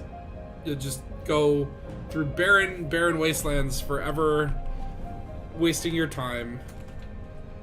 Like, it would be nice if you got, like, an SRV elite driving rank and at least, like, oh, wow, by driving the SRV I'm making progression. But no, like, there's literally no gameplay progression for just driving your SRV. That's just what you have to do. So it's like, out of that little bit, like, yes, I got the iron I needed. I got a good amount of selenium too, which honestly, that makes me happy. It makes me, how much selenium do I have? 15. That's actually good. That's good. It's very nice. Niobium 3. Nickel 16. Alright, it'll do. Where's iron? 28. Okay, we got plenty of that. This is good. But it's like, okay, like that 28 iron of that, like, I don't know, what was that, like an hour of SRV antics? Maybe like 30 minutes? I don't know. And it's like, of the 30 minutes, like about 2 of it was spent doing something productive. Oh, SRV, I didn't know that there was SRV mileage in your commander codex. Where? If I go here. Stats, maybe?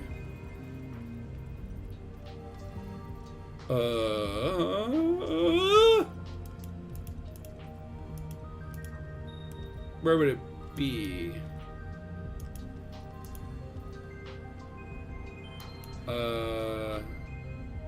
Vehicles destroyed while embarked. Wait, vehicles destroyed while disembarked. What is that? Like, how many SRVs I've blown up? I haven't blown up any? What? That's not true. Ships destroyed while disembarked, apparently 1. Exploration tab? Okay. Okay, so distance travel on foot, 4 million kilometers, apparently. Wow. Or 4 million units. SRV distance travel, 2.84 megameters. That's actually kind of cool. I like that they give you that stat. That's neat. So I've traveled long and far. 4 million miles, though, on foot? Or is that meters? It's gotta be meters. And I would walk 4 meters. Alright, coming back in an Austin town. We can just sell this dirty Cobra. Get back in our cheapy beefy queefy.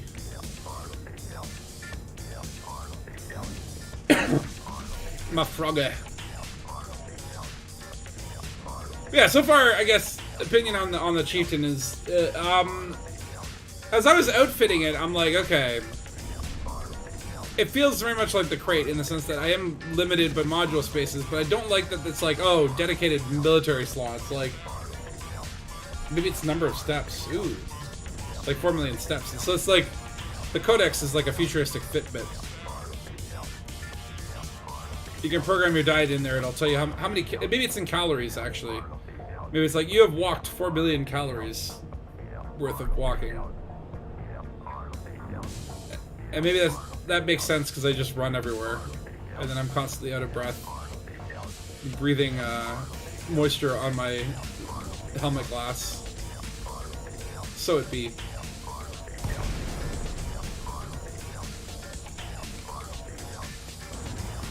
Oh, these E-rated Cobras. Oh. It's like when you know what the Cobra is truly capable of with engineering, it just feels like such a step backwards. Auto dock? No, how dare you. I do love how ships actually come with auto dock pre-installed.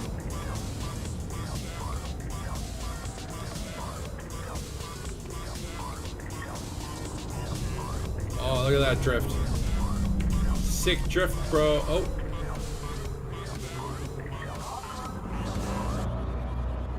Landing gear deployed. Speed restrictions are in operation.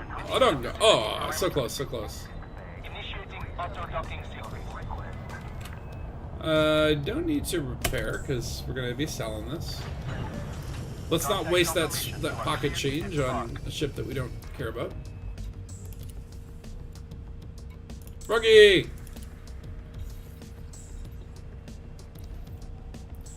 Alright, and then while we're still here, thank you, Cobra. You have served me well, but it's time for you to go back to the market. I'll sell you on Space Kijiji. I don't need another Cobra. I've got too many Cobras already. Does this need any maintenance? Oh, look at that. Needs a little repainting. Okay, back to Palin.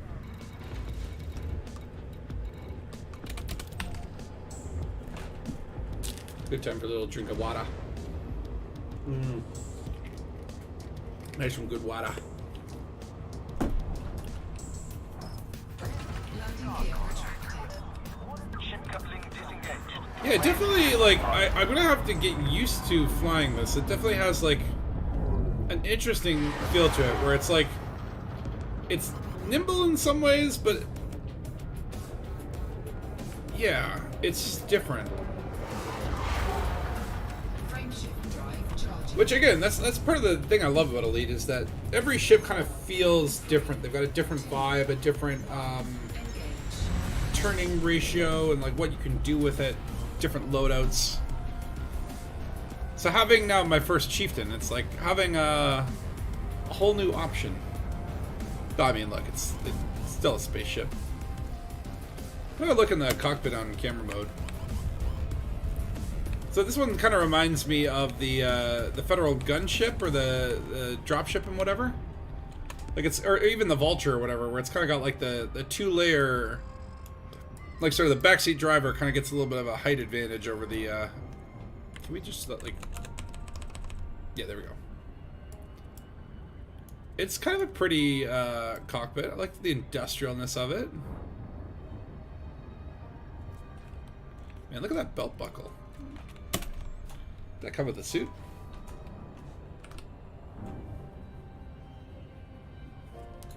How does it look from the exterior, too? Not bad. I think, like, I am still way, like, I don't know. It's got a lot of angles. Like, look at how many little angles there are. Which, I don't know, that kind of makes it look cool and shiny, to be honest. I am still a far bigger fan of the crate. I think the crate is just, like, amazing looking. Like, every time I look at the crate, I get, like, that space boner. Maybe the Chieftain will grow on me, who knows? Right now, it's kind of like, it's like, okay, it was like arranged marriage, and I'm kind of like, okay, this wasn't as bad as I feared. Maybe in time we will learn to respect and love each other. But right now it is, it's like, it's okay. Though I haven't really tried it in combat. I think that's where it's going to be... That's where the real determination can be made.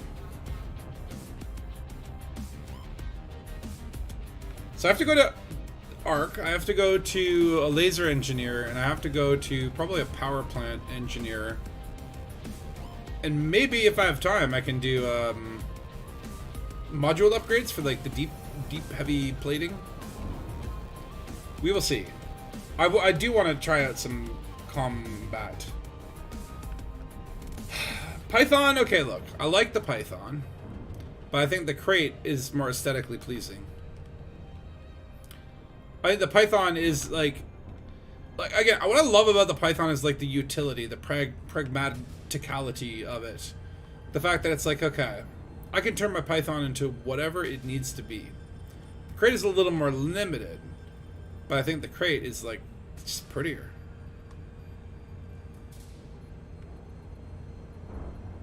Like, no disrespect to my triangular I was going like, what's another T word for chariot? I don't know what chariot was the word that came to mind, but triangular transport. There we go.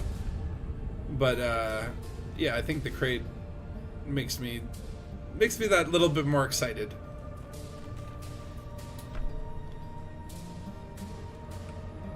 It's just like when I think about, okay, like if this were actually the future, and I was like an independent space pilot, I just like own my own ship. Like, what would I want it to look like? I'd want it to look like a crate. I mean, even then, like a T9 and a... Oh god, I'm getting into some real controversial territory, but like a T9 looks kind of cool in terms of like, yeah, if I was like an independent space pilot, I want a Type 9. The only difference is like, I would want like to be able to launch an Eagle from it. Like, if a Type 9 could actually launch ship-launched fighters, like Sidewinders and Eagles and Couriers, oh my lord, that would be amazing. And you sometimes forget just, like, how big the actual Sidewinder is, right?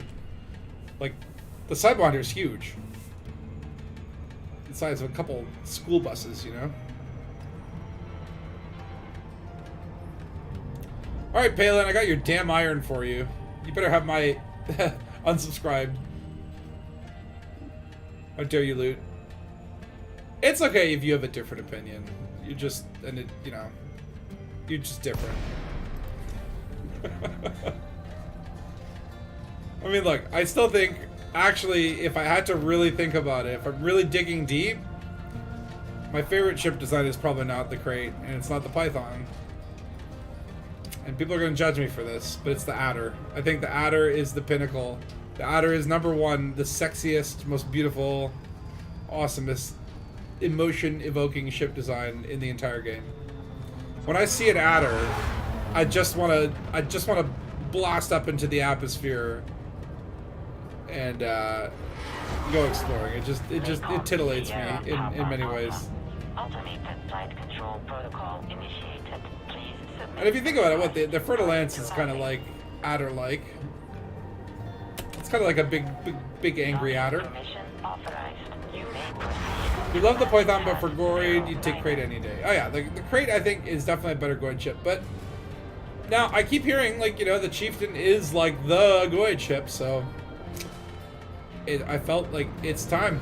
I gotta get one. I gotta get one. I gotta put it together, and I gotta take it to the test. I gotta see what I like.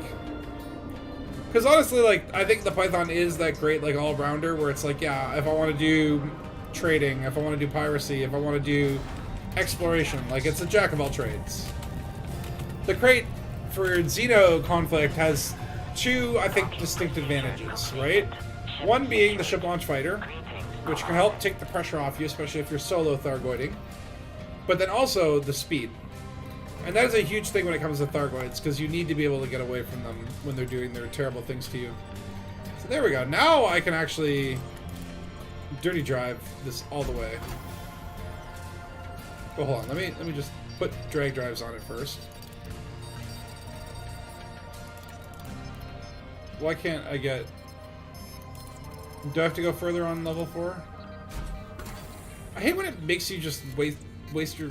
Oh yeah, okay. So I can't get level 5 because Because I need a different thing. Which, okay, this makes no sense to me. In the sense of like, okay, hey, listen. You want an ice cream cone. You're going to need, like, a cone. Okay. Now you want ice cream. You're going to need a cone and, like, ice cream. Now you want chocolate ice cream. You're going to need, like, a cone and ice cream and chocolate. You know? Okay, you want, like, a cherry on your ice cream. You're going to need a cone. You're going to need ice cream. You're going to need chocolate. You're going to need a cherry. Right?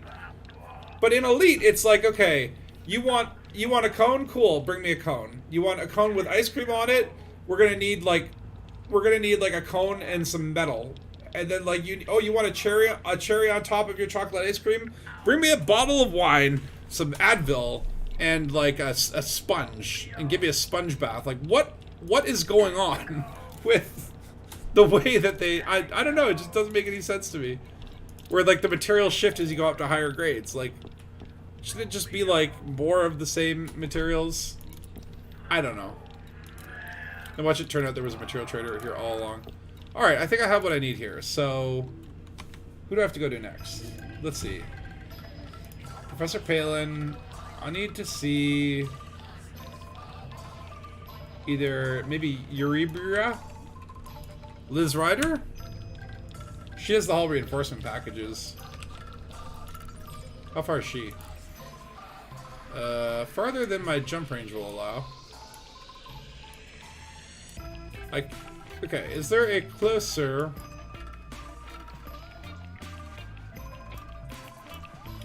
I also need to maybe go to Brew. My Brew Tarquin. You my Brew. And that's also very far away. In fact, even further. Oh my god, that's very far. What about Marco Quant? He is in the Sirius system. I do have power issues, so he would be a good one to visit. Really? I thought with that jump range, maybe... That's another problem I didn't think about with the Chieftain, is the jump range is just not... It's not so much the jump range is the problem, it's the fuel. Can I get to weird? No. But I could go from weird to serious.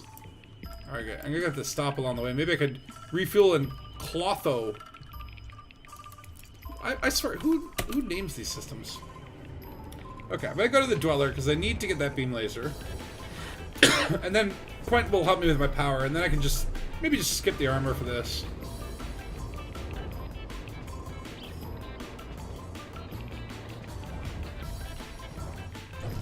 And it's like this part of me that's like, yeah, I could put a fuel scoop on this thing, but I feel like you know,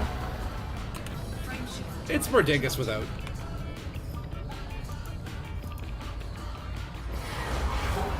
Alright, how many jumps is this? 5 jumps. I can't make it 5 freaking jumps. Problem is just like, look at that. Like, that one jump takes like so much of my fuel. I suppose I could economical it, but then we'd be jumping forever. Once you get a fleet carrier, 5 jumps is like, oh man, you want me to do work? It's like before a fleet carrier, it'd be like 500 jumps, yeah, no big deal. They make you lazy, I tell you. These kids these days, they're growing up with fleet carriers. They just sit there and have their fleet carrier do all the work for them. Frameshift drive charging. I'm like, wow, yeah, Clotho is only like 2 jumps away. I thought that was like much closer to the end. I might have to recalibrate where I'm going to stop for fuel. 4, 3. Stand by. If anyone knows a fuel rat, tell them to stand by. There might be a problem here. One thing you can do is kind of like switch to economical 3/4 of the way into the route. Just kind of polish it off or whatever. It's like, okay, it adds a couple extra jumps, but let's see, what would that look like? So first of all, this next place does seem to have civilization, which is good. What if I did switch to economicals?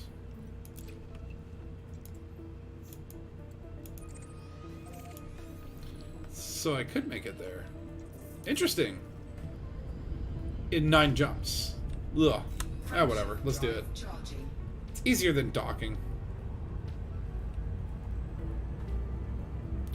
I remember when I first started playing Elite and did not know the difference between economical jump routes and fastest. And of course, like, you start off in an E-rated Sidewinder with an E-rated FSD, and you don't have money to really upgrade that FSD, nor do you understand the importance when you're first starting out. And I remember just like trying to meet up with a friend of mine where I'm like, oh yeah, check out this game Elite, I just got it, it's like really cool. And as we tried to get together, it's like, oh yeah, it's just, it's gonna take, oh, you're on like the other side of a gap of stars. Well, it's gonna take me about 35 jumps to get over and actually be in the same instance as you. Drive charging. Well, we got there and then we couldn't instance together and then just rage quit, and he never came back and never played the game again. I of course persevered, the victor, and still enjoy it to this day. 3, 2, Though in moderation, right? Like, I think, like, there have been, like, these periods of time where I just go full-on obsession, where it's just like, I'm a man on a mission, I gotta unlock this tech tree, I gotta check out this cool thing, or go on an exploration journey. But then I find, like, you know, it's like, it might that intensity might last, like, a couple weeks, maybe a month. At some point or another, it's gonna be like, okay, I need a break. Though I've been, like, streaming pretty consistently, at least on a weekly basis, and I find, like, yeah, like, 3 or 4 hours a week of Elite, you're never going to get tired of it, right? You're always going to have that little bit of appreciation. It might wane a little bit, it might get, like, you know, a little bit dusty, but it's never going to go away. But when you start doing, like, those 8-hour days, where it's like, you get home from work, and it's like, right up until the moment you go to sleep, you're just, like, jumping to Colonia, those take their toll. Those make you feel, like, stretched out. But like, when that happens, just take a break. You know, at the end of the day, you don't want to, you know, push yourself out of enjoyment. Space is meant to be enjoyed. Hold on. Just setting my fire groups now, just, you know, because it's probably going to be important at some point. frameshift drive charging. Ooh, the GQ Virgin system. Oh, Virginis. GQ Virgin is... 4, 3, 2, 1. Hopefully I'll be able to get to Word to Sirius without too much jump shenanigans.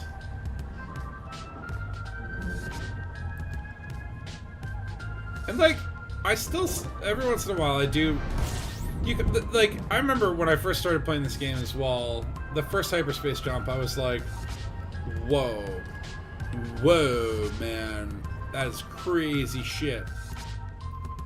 Okay, I wonder if now I'm close enough that I could switch back. Yep. So that's your tip of the day here, is do economical for a little bit, and then you just might get close enough that you can make the switch back to fastest and cut that back down to, what, 2 jumps. Either that, or I'm going to get stranded in this system. Either is fine. 4, 3, 2, 1. Whee! Yeah, every once in a while I do kind of like look at the hyperspace and I'm like, damn, like, it is really cool. But I do find, like, it doesn't have the same impact when you first started playing the game. Like, I remember just being, like, so spellbound that this is, like, essentially a loading screen, but I feel like it's like I've never been excited for how awesome a loading screen can be. Oh yeah, I'm just gonna be able to make it there. You can barely see with this HUD what the fuel Frameshift drive charging. what the fuel gauge is like, but it's like, yeah, it's like using all of the fuel. So far, okay. Heat management has been okay. Maneuverability, I'm fine with. I don't know if I like the Chieftain as much as the Crate. I need to see what that dirty drive engineering did to my speed, though.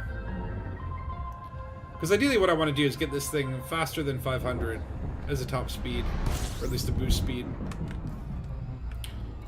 Alright, Blackhide. Wow. If you go back to my very first Elite Dangus video, it's just called Elite Dangus. Or no, it's called The Mystery of the Baffling Barnacle. But yeah, like, it ends with me going to Blackhide. So every time I come back to this place, I always get this, like, nostalgic feeling. This is a very early on engineer. And I just started making videos very soon after engineering had just come into the game.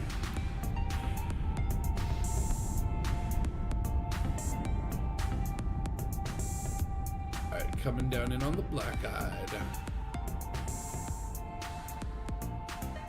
Planet looks a little different, obviously, because Odyssey kind of like redesigned the way that planets look.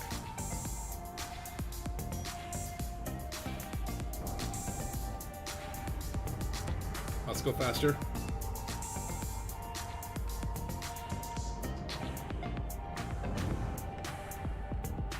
I remember Black-Eyed was very domey. There were a lot of like agricultural domes. Orbital flight engaged. I've probably been several times in the past couple of years, but I kind of forget the layouts. Like I know Felicity Farseer has that big, long, spiky thing, and then Bill Turner has like, you know, kind of like things jutting out of a crater. Like the engineer bases themselves are actually quite neat-looking assets or whatever. They're like all handcrafted. They're all a little bit unique. They kind of have like their thing going for them, right? Which is why it's like it's always a pleasure to visit a new engineer and see like, yeah, what's their base look like? Just posted kind of my reaction to the map of ED. Where? Oh, in the Discord? I'll check it out.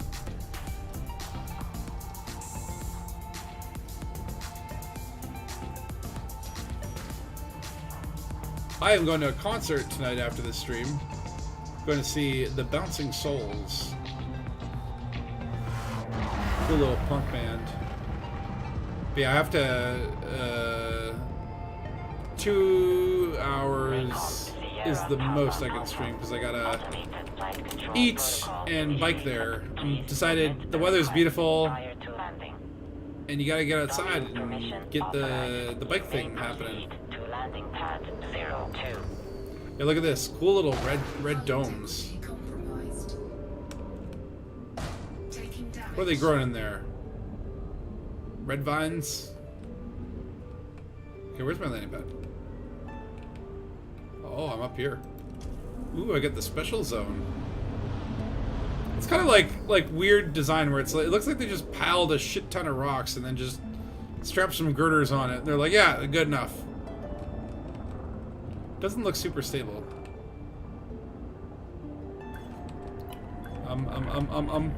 Warning, landing gear. Okay, so the yaw. I'm finding the yaws alright. Landing gear deployed.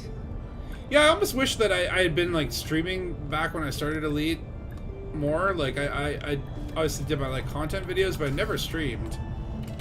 And it's like I would like obviously the videos kind of encapsulate some of my reactions, but they're always very tongue-in-cheek and I'm just doing whatever. But it's like I would love to go back and see my initial reaction to some things. Or I've done more like just like content where I would just ramble incoherently about new things as they came out. Like I did one like that for like the fleet carriers. And it's interesting to look back on my perspective where I thought they were a complete disaster and now I'm like I could not live without my fleet carrier. Alright, I do want to go charge enhanced. By the way, what do I have pinned here? Is it the efficient weapon? Do I not have a pin for this guy? I should probably pin something while I'm here. Okay, so for lasers, I need long range. But more importantly, I need thermal venties. This one makes it so that, like, when you successfully strike the target, you lose heat, you get cold. That's the ticket. we'll just max out that long range. This is, again, for a kind of cold orbiting build is the sort of meta for the Chieftain. Now, it'd be nice to get this to level 5, but I don't really want to have to go all the way... Oh, I'm not going to... Modified consumer firmware. I'm not going to go all the way out to the other engineer to get that done, but power distributor is super important. And what is it that I want on this? I think it's super conduits. That, yeah, it gives you more recharge. Ooh, yeah, the dreaded security firmware patch. There's some of these materials that it's like, yeah, you just kind of like have them and take them for granted. And then one day it's like, oh yeah, you only use that for like experimental effects. And it's like, I've only had 5 of them in my inventory. I've only really needed 5 of them or whatever. And then one day you just really need them. And then, yeah, cracked industrial firmware. How dare you. We're gonna go with, yeah, just try to max this out. Because honestly, there's nothing more important than a power distributor. I think that's good enough. Like, you can see here, it's like, yeah, I can get 0.04 more here. I don't know. It's fine. I don't want to have to go grinding for this crap. Oh yeah, I should pin something. So should I pin this? I think hold on. Where do you go? Oh, I guess you can't see, like, in an engineer, you can't see what you already have pinned unless you go to, like, this way. Let me just see here. Who am I with? I am with the Dweller. Okay, so I do have high charge capacity pinned. But why would I ever want that? I do wonder, like, what is the actual point of high charge capacity? Like, when would you... What use case would you want that? I guess maybe if it's kind of like, okay... Yeah, which one... Just want to check to make sure it is pinned. Yeah, okay, the pin thing there tells me, so... Yeah, I want this thing pinned. Now what's kind of cool is, like, yeah, like, if I wanted, in theory, I could pin, like, pulse lasers or something like that. And it's like some engineers, you know, they only go up to level 3 or level 4 or whatever. But you could pin, you know, a level 3 of a more unique, like you could like pin efficient weapon over here and overcharged at a different engineer, which is kind of neat, but like the pinning strategy. I just don't get why we can't like pin more blueprints. Or just, like, rather than pinning, like, 1 blueprint per engineer, give me, like, I don't know, maybe up to, like, 10 recipes that I can pin, or maybe 20. Give me 20. If we're putting limits on it, I'm always going to ask for more, because I know you, Frontier. You like your limitations. But, like, you know, it's like, I would like it where, yeah, like, we could... Why signal loss? Why you do this to me? Can I see you, please? Hello? There we go. Look at that. I really do like the look of this. The paint job on this is just spectacular. Again, not so much of a fan of it from below, but from on top, beautiful. And I think, like, one thing that bothers me is, like, the default, like, off-white sort of chicken egg sort of look of it isn't as nice as, like, I think when you really paint it up, it looks far cooler. But yeah, I'm going to take a quick bio breako. You guys can feel free to write all you like, and I'll be back shortly. And then one more engineer, and then we'll go do some Thargoid stuff and see how this goes into battle. So I'll be back shortly.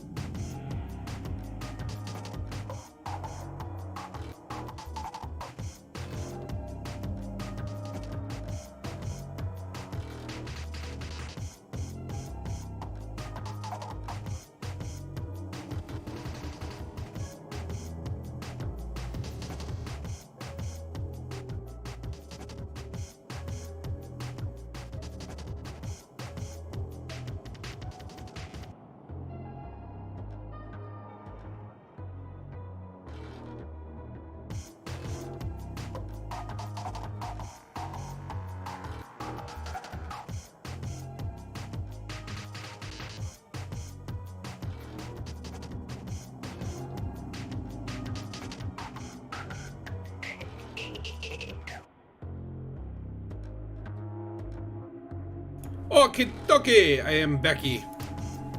Alright, Biobrico over. You've been rioting. It is a beautiful shot of the Chieftain, and that's I think I'm coming a little bit around every kind of second that I look at it. I'm like starting to enjoy it a little bit more. It still does not like replace the crate in my heart, but actually if there's a oh look at that, and I can get to Sirius very easily. That's excellent. Cause yeah, I'm gonna need some power. You guys should drink that much, all the peeing. Well, but you gotta hydrate, man. You gotta hydrate. I was out late last night with some friends, just jamming on the bass, slapping on the bass, man. But yeah, I'm a little dehydrated today. And I've got a concert tonight, and then tomorrow I go see a comedy show. A comedian named Liz Mealy. If you've never heard of her, she's a very funny comedian from New York. Really, very good material. I've seen her. I like first started seeing like random YouTube clips or whatever, and she has a good set. So I saw that she was coming to town. I'm like, oh, cool. Go see a comedy show. So I got kind of like a packed weekend, and here in Space Canada, the weather is finally like we've just gotten like. I'm not gonna hydrate after the stream. I can do both. I can multitask. I am capable of doing more than 2 things at once. Actually, no. It's like it's sometimes even a struggle just to talk while I'm trying to control a spaceship here. But you gotta stay hydrated, man. That's important. H2O. It does the body good. Your body is 95% water and 5% poo-poo and pee-pee. I don't know how that works. I don't know how those percentages add up, but that's just what the scientists on the internet have told me, okay? It's like they say we are made of stars. That our star is 95% water?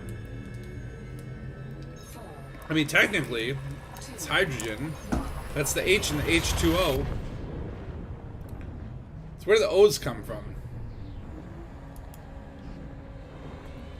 It's like, I know what, like you put 2 hydrogens together, that's like helium or whatever. It's just like all about them protons.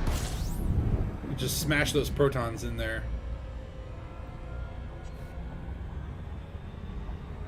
Man, I'm still like I watch a lot of like videos about like quantum physics and stuff, man, and it is like some weird ass shit. I do not understand how this universe works. I do not understand this reality thing that we do. It is weird. Buy an apple juice bottle and pee in that. What? What do you mean? Why would I buy an apple juice bottle and pee in it?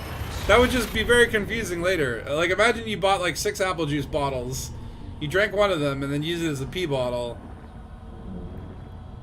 Like, that could just lead. That just leads to like future mistakes. That's a terrible strategy, dude.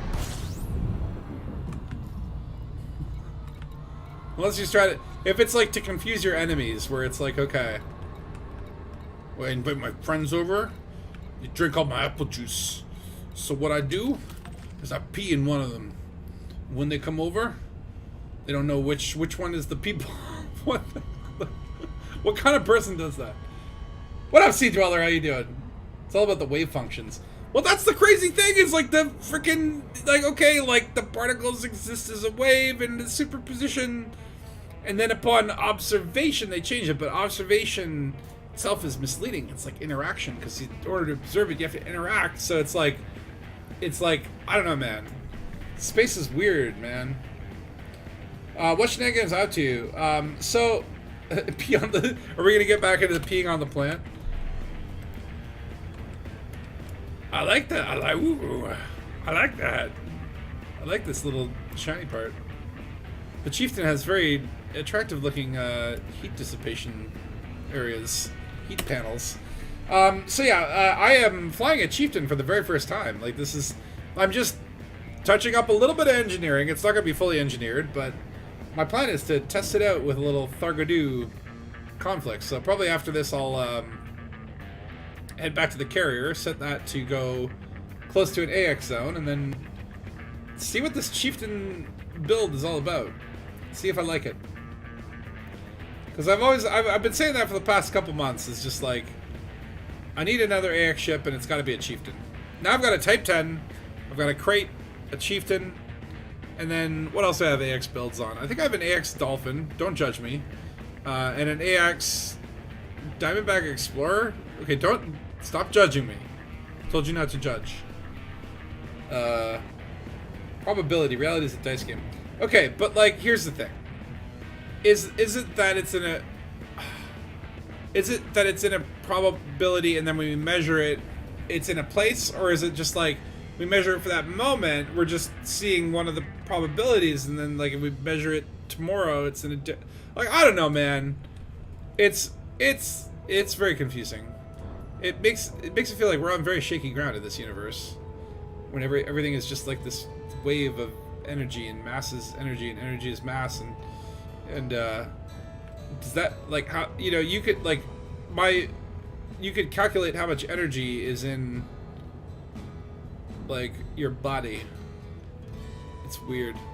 Oh yeah, I keep forgetting Quent Research Base is that cool little white dwarf or neutron star or whatever. Spatula is like Schrodinger's cat. He's both alive and dead at the same time.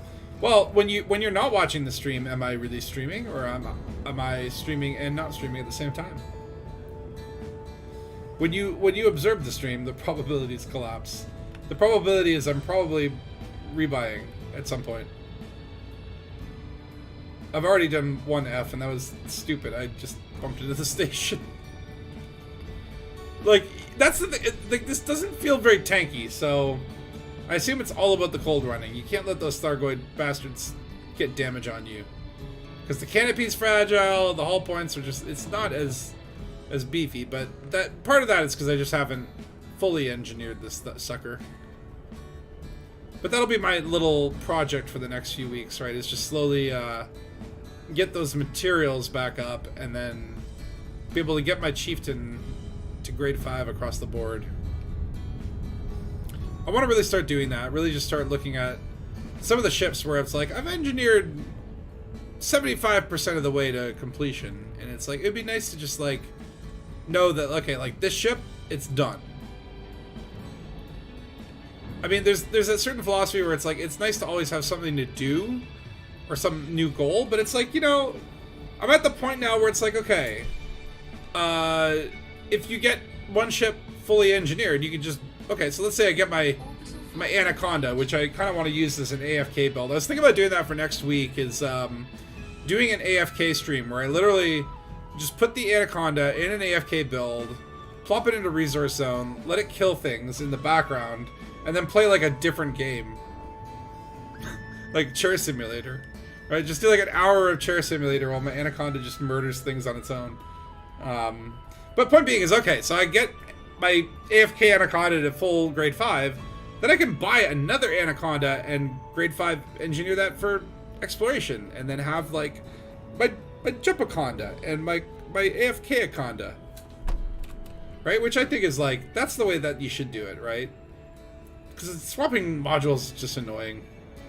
Like, I like the idea of having like a fleet, and I can have like 3 Cobras, and each of them is spec'd out kind of different. And there's no limit on the number of ships you can buy, as far as I know. I think you can only store a certain number at each base, but like, you could literally just like have a Sidewinder bookmark in every system of the entire bubble. Or is it like the many worlds theory, when you log into the stream, Spatula multiplies both dead and alive but in 2 separate universes? Oh god. Is there like a universe out there where I, you know, have never rebought and I'm actually like a really good pilot? You don't that much have to, like, every time you F, how many, like, there's an infinite number of Fs and an infinite number of parallel universes. So yeah, Schrodinger is, it hasn't been crapped. If it has or hasn't crapped in protest of being shut in a box, that'd be Schrodinger's cat poop. But like, the part that always gets missed is like, it's not just like the cat is in a box, it's like you also put in like an atom that has like a 50% chance of decaying, and when it decays it triggers like cyanide to get released in the box, so there has to be like a mechanism to kill the cat. And I'm like, we could get really creative about how that mechanism can work. Landing gear deployed. Alright, Mr. Quent. Make me power. Hull integrity. So I feel like the problem right now is like, okay, 105 versus 100. Touchdown complete. Engaging ship restraint. The universe don't do jokes. The universe is a joke. Noted. Alright, so power distributors, I've already got those where I want them to be. But power plants, so the problem is I think the guide says, yeah, I gotta do armored PP, not overcharged. Like, I want the way more power, but I think it's like, this gives you some more power, so we'll go with armored. It's gonna make me chunkier, but when we are running shieldless, like, it's better to have the modules. I need my PP protected. PP protection. Look at all this. I got so many materials in this category. It just always boils down to like there's some material that's going to be the choke point, right? Where it's like I have everything, but yeah, like proprietary composites, right? It's like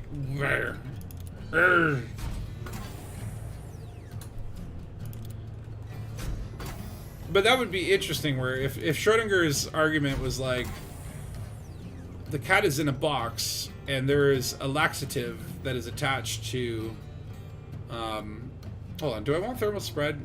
Hold on, let me look up this build. But yeah, the cat, there's a random cesium atom that will decay, has a 50% chance to decay every minute, which will trigger a laxative. So the cat is in a state of having pooped its box and not pooped its box. What am I doing here? Power plant.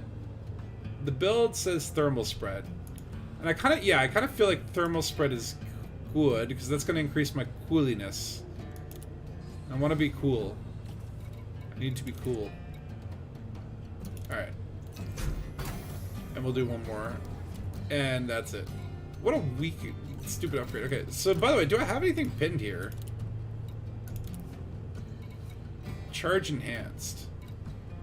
So, I mean, okay, hold on. Hold on a second. Because did I not just also pin that with Buddy over there? Who was it? Not the Dweller. Was it the Dweller? Yeah, so I've got level 5 charge enhanced here. So I should probably, like, pin something else.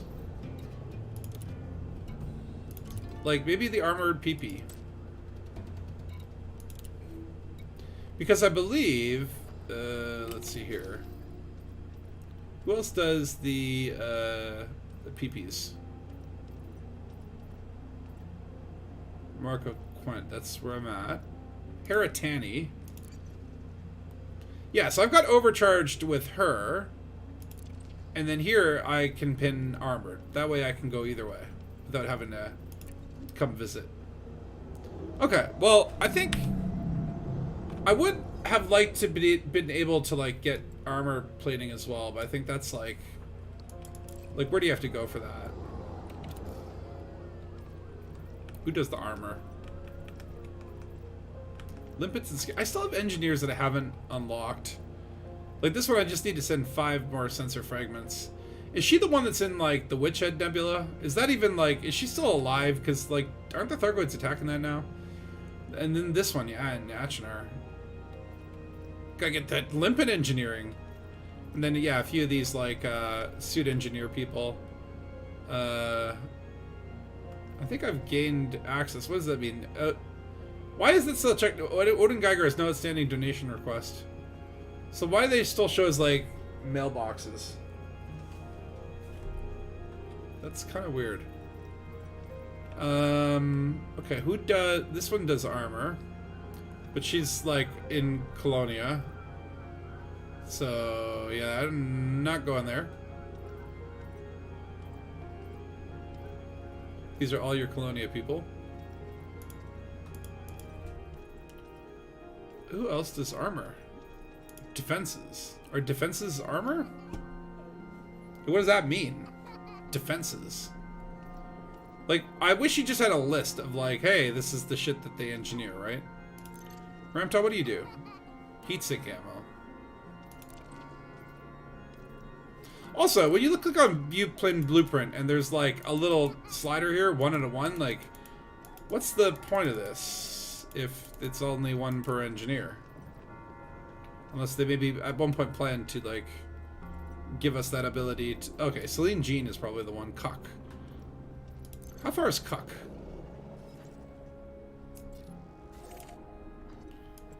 I can get there pretty good, and then... Yeah, you know what? Screw it. One more engineer. One more engineer.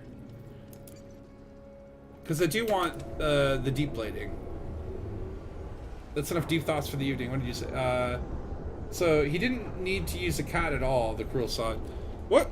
Yeah, like Schrodinger's iguana. Restraints disengaged. Like no one gives a shit about the poor iguana. Okay, so radon, killer atom, or cat crapping or not, it's the same thought experiment of potential unknown dichotomous states. Well, that's it. We don't know whether the cat has pooped. We don't know whether it's alive. So it's alive and dead. It's poop the box and it's not poop the box. It could be alive and have an in poop, or it could be dead and in poop. Or it could be dead and has yet to poop.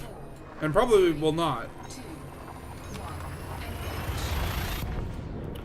And Zakow's saying he went for a shower, now he can't open the streams. Well, I guess he used up all the hot water. Saying that in the Discord. What about the absence of time dilation in ED whilst traveling at relativistic speeds? Well, Dead Star, I could say for that. I think my explanation for that is that we use Alcubierre bubbles. And therefore, we're not actually traveling faster than the speed of light. Therefore, not like interacting with mass. Like essentially, we put like an anti-mass like field around us that like separates us from space-time. Therefore, like when we move, we're not actually moving. We're just pushing space around us. That's how it has to work, right? Because otherwise, yeah, like by the time I would get where I need to go, like it would be like 1,000 years too late. That's kind of like my theory for like how to explain it in Elite. Like I was watching a video and it was interesting. It's like, yeah, like in theory, speed of light is not really like nothing in the theory says that it's the limit. It's just like when you go like, you know, the E equals MC squared or whatever, it just means that you need like an infinite number of energy points if you have any mass. But if you get the mass to 0, or if you get like negative mass, whatever the hell that means, then in theory, yeah, you totally have enough energy to get to the speed of light and beyond. And yeah, then would you move backwards through time if you go faster through light speed? Well, no, not really. But like, yeah, light speed is just like the fastest thing. But it's like that still assumes that like light is traveling through a vacuum, which is still like interacting with space itself. What is space? Well, who the hell knows, man? It's some Euclidean grid just that we throw up there as a reference frame, right?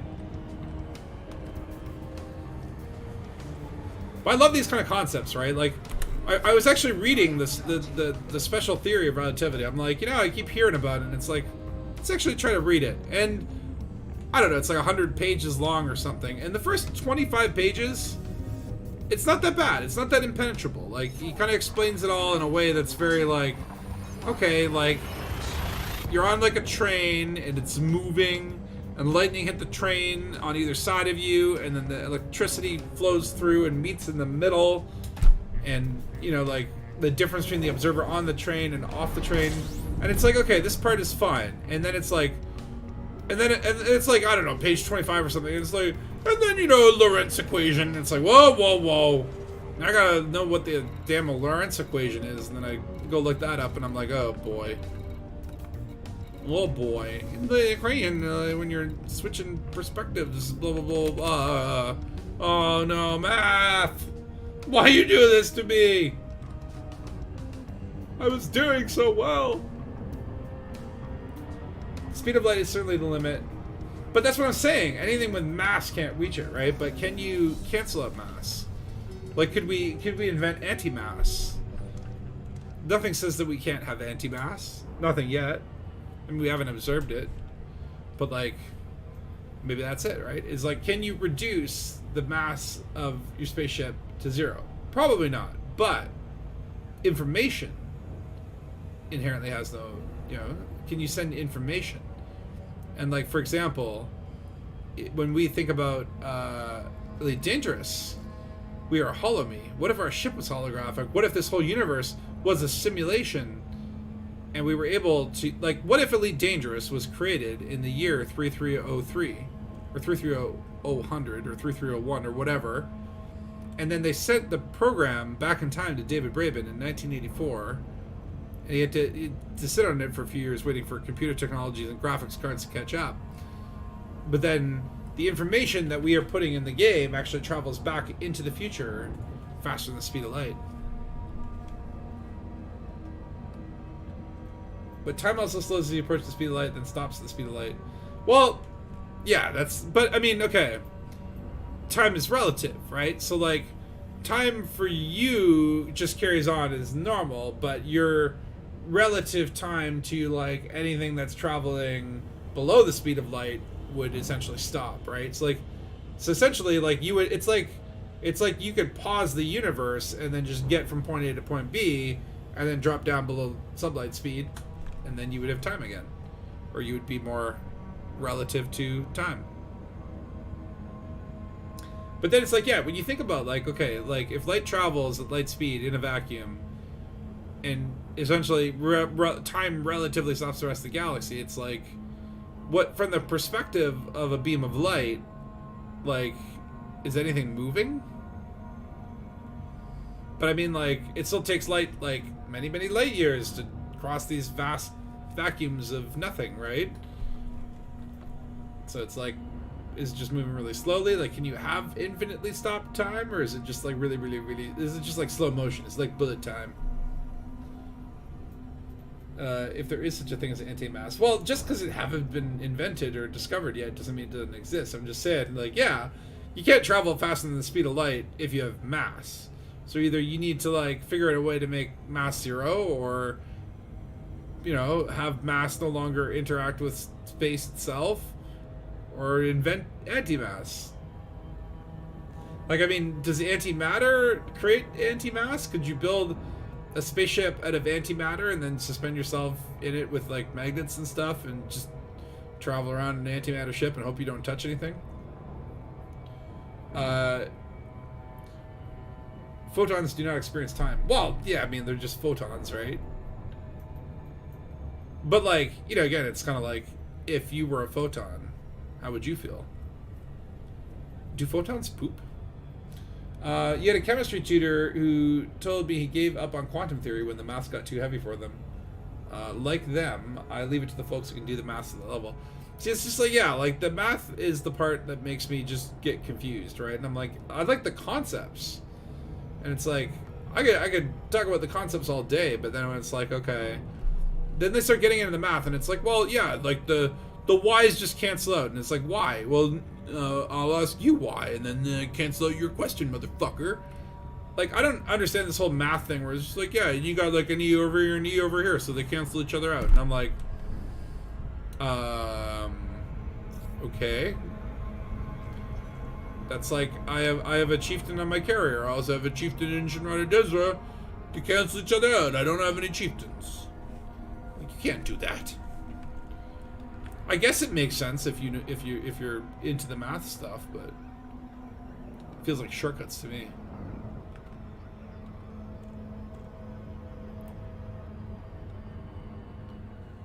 Like, I wish I had more of a math brain. I think math is, like, interesting when you start to get into, like, how you can, like, create a universe from just, like, numbers and stuff. Like, and I guess, like, if you're into, like, computer programming, when you think about it, like Elite Dangerous, like, how much math is in the code? What is Interpol? Like, I mean, that's like an Earth thing. Was there, like, a space Interpol? I like it where sometimes, yeah, you find these random, like, tourist beacons that have, like, deep lore in them. I'm not gonna bother with that today because, well, I don't have patience for lore. I want to get murdering some Thargoids because I've got, like, only an hour left. So I gotta pick up the pace. I gotta get this engineering, and then I gotta go to the battlefield.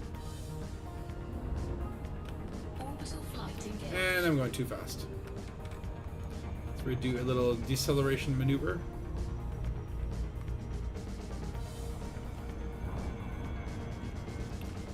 This may sound counterintuitive, but I'm going to try to get down here and then pull out of the red zone just in time for the drop.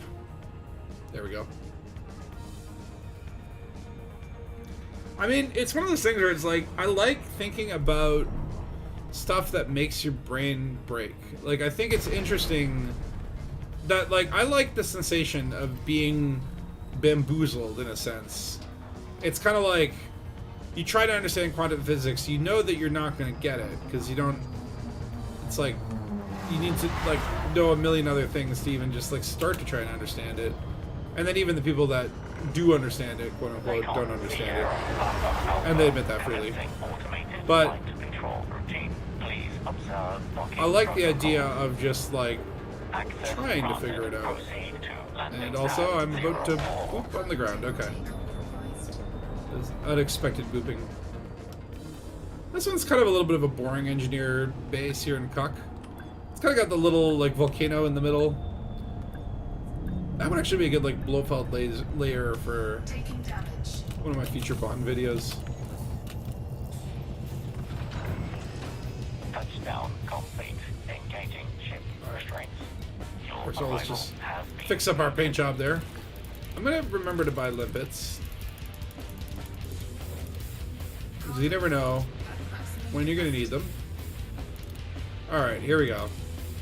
Okay, so I only have 2 that I need to pin. So, hold on, let me just refer again to my guide. I just have like a Coriolis page on the recommended build. So they say go with grade 5 deep plating, which seems, yeah, we can do that. Grade 5 heavy duty with the deep plating. This is gonna make me even chunkier, but so okay, I have just enough molybdenum that I can get it on too. That's good. This is gonna chunk me right up. That's excellent. That's what I needed. A little bit of chunkiness. Looks like I have enough materials to at least get to the end of grade 3. Seriously? There still feels like an RNG element. Like, do you remember when engine? Oh no! Proprietary confidence, blah blah blah blah. All right, whatever. Grade 3, it's better than nothing. Because definitely what this does is it ups your resistances. Although, I guess Thargoids, they have caustic damage. What do their, like, normal guns do? Like, what do the Thargoids do? Kinetic damage at all? Oh, okay. That one all the way to the end of level 3. All right, I got deep plating and then armor. I think that's the pin blueprint. Yeah, I need core dynamics confluence to get that there. But we want to go with deep plating as well here. So I have literally just enough to get everything that I need here. And then say goodbye to Celine Jean. Okay. I think you can still understand the concepts enough to appreciate the wonder of strangers. Yeah, the double slit experiment is one that, like, bamboozles me a little bit, right? Okay, where is Carrier? Carrier over in Bunda. Can I make it to Bunda? Not without either a stop or some economicals. But what is this? Federal star system with 3.3 million. There's bound to be a station there.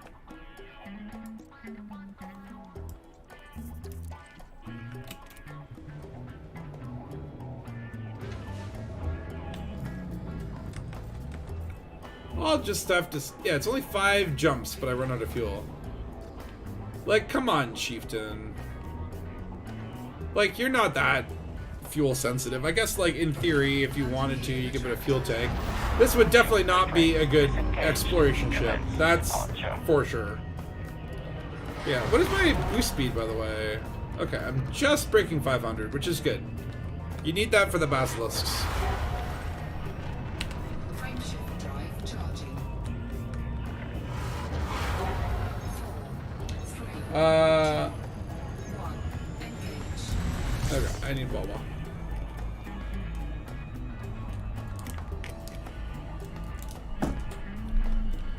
I'm just wondering, am I close to a Thargadoo thing? No, I'm kind of in the one area of the bubble that's like the furthest away from all the places that are in danger.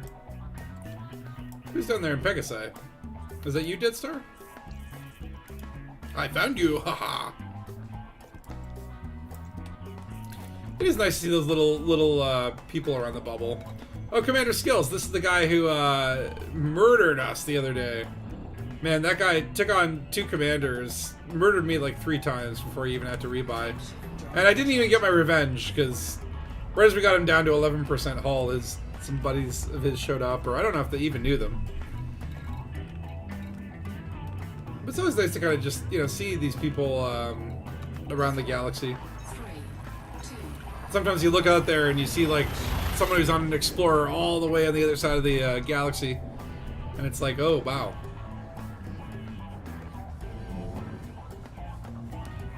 Again, we're apparently like we still haven't explored like 1% of the star systems in the galaxy. I'm like, really? It's weird because like you get this feeling. Oh, it was a fun fight. I enjoyed it.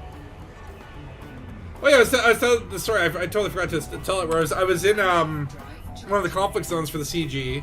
This was like off stream, so I was just like doing a little bit of grinding. And there's another commander there. I started like jibber jabbering at him and just like, yo, I've got bloodlust. I'm gonna eat your shields alive. And I shot him a couple times and noticed his like shields went down pretty rapidly. And then he was just like, please, I'm doing a mission. And I'm like, oh. Okay, no worries then. Well, just don't kill me. We could just like be on other sides of the conflict and just murder NPCs together. So we had this nice little moment where, you know, we were about to engage in conflict. And he's just like, I don't want to fight. I'm like, okay, no worries. Let's kind of just do our own thing. And then other people were coming in and siding up on my side, and I'm like, yeah, don't shoot this guy. He's just doing a mission. And I'm like, this is my advice to those people. Like, I don't like when gankers don't respond or engage in the chat. It really grinds my gears when people attack you and then you try to like role play with them and they just completely ignore it, right? There's no consideration, right? They just like destroy you, right? But it's like if you have that interaction, right, even if it's just like a conversation, I think that's way more valuable than any kind of like murder rage you can get. But it was fun. And then, you know, I was just like, hey, did you get your mission? He's like, almost. Did you need some help? He said, no, it's good. I'm good. But it's fun. That's the part of the fun I think that you can have with this game is just like meeting random people in space. Okay, this is my system where I need to refuel. I should be able to do it at one of these puppies. I think the Chieftain is a medium ship. Right? Has appropriate landing pads. Yes. That's all I needed to know. I was hoping for inappropriate landing pads. Ones that would swear at you and moon you.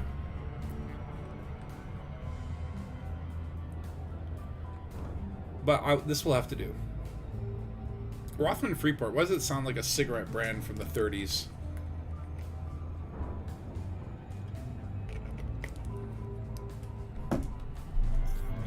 What I'll do is I'll start my carrier jumping from here. It always gives me a little anxiety when you start the carrier jump before you're on it. But if it's timed well, then you don't have to sit around for 15 minutes waiting for the damn thing to jump. There you go, Dead Star, got you in the wing.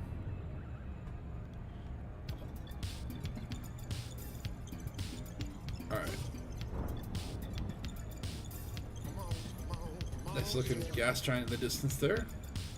But yeah, I really want to do an AFK stream where literally I just build an AFK build, which I think people recommend the Type 10 for that one, I think because it has the extra hard points and maybe it's a little chunkier than the Anaconda. It's a whole 07. Yeah, it's so weird. At work, we were running like a little incentive or whatever, like a little bonus for the week. And one of the other people was like, yeah, you know, Christmas is right around the corner. This will be good for Christmas shopping. I'm like, what? Seriously? Like, I don't think it was a joke. I think that person was seriously already thinking about Christmas shopping. I'm like, we haven't even gotten to summer yet, yo. Like, this is a little early. But now that's got me in the Christmas mode. It's summer Christmas. There we go. Pad 3, if you please.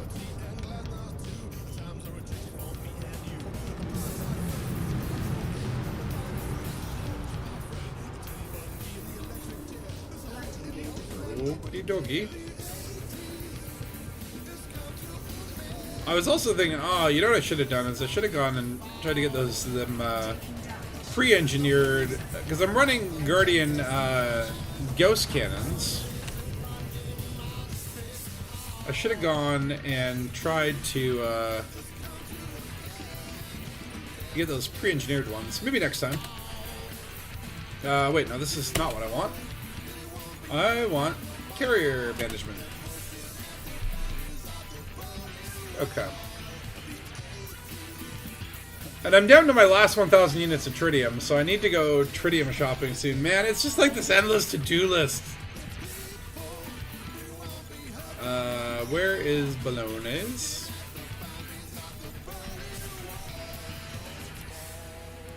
That looks like a good staging point. There's 2 systems under attack. I'll just go where you are, Dead Star. Any other carriers here? Oh, look at that. Star Wolf and Xena Carrier Princess! Okay. I love it. And Dead Star Harbor. And the FNS Budweiser. Okay. I didn't realize Budweiser is paying for product placement.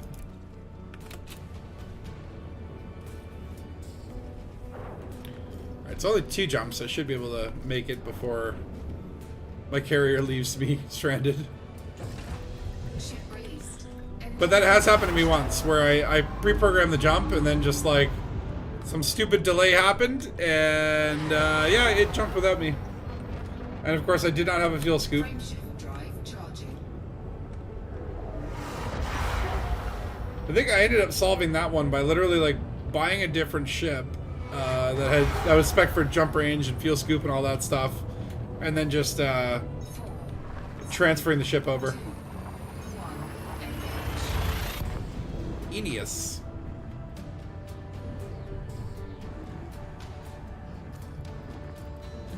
But yeah, I'm really trying to get my combat rank to elite.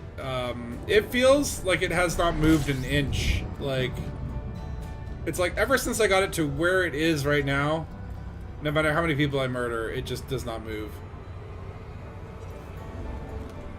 So I'm kind of hoping that maybe if I just focus on Cyclopses, which are quite fun to murder, they don't take that long, they're very challenging, and I believe they are elite ranked. Like maybe that will be what pushes me into that triple elite status. Then I just need to work on my mercenary rank, really. Once I can get mercenary to elite, then, well, CQC will bother me. It will always bother me. But even if it's like, even if I could get into a CQC match, the what you need to do to actually get that CQC rank is absolutely insane. I'm actually like, there's part of me that doesn't want to give up my parking spot in Bunda. To find a parking spot in Bunda, which is like one of Shinrata Days, it's a neighbor to Shinrata Desra. And I kind of like pointed at the system expecting to not have a parking spot, and I found one. I'm like, oh my lord, I should never move my carrier. This is now, like I could sell rent on this carrier spot and make more than maintenance.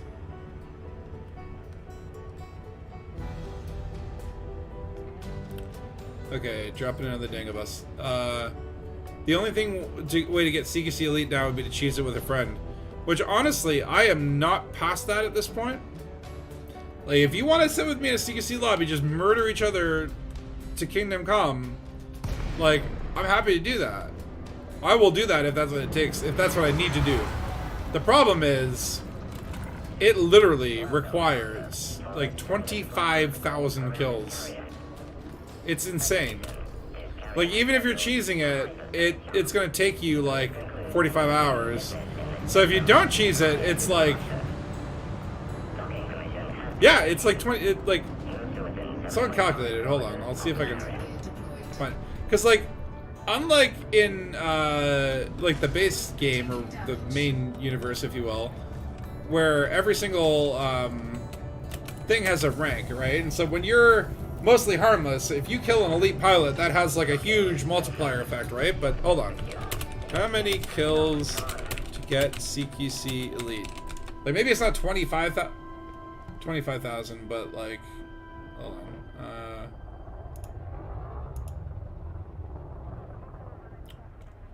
Where is it here? I'm scanning the internets. Okay, the way to get CQC elite is step 1, try to find a match. Step 2, give up. It's pretty much. CQC rank is tied to your... Okay, so yeah, CQC rank is tied directly to your XP gain, and your XP goes up from completing matches. Even if you lose, you will still get some XP, but you get more for winning. So in theory, yeah, you could... Yeah, so you need 3.6 million elite, like, experience points in CQC to get elite, right? I am... What rank am I? I am professional. Professional is acquired at 100,000. The next rank, champion, 285,000. Hero at 685,000, right? So I would need to do what I did to get to professional 7 more times in order to get to hero. Then to get to legend, that's 1.6 million. So I would need to then double that. So that would be like doing it 14 more times. To get to elite, I would then need to do what I've done to get to the current ranking. What's 14 times 4? I don't know. I'm just gonna say there's a dead cat in a box and it's shat itself, okay? And that's CQC rank. I think I might disembark and go sit up on the bridge.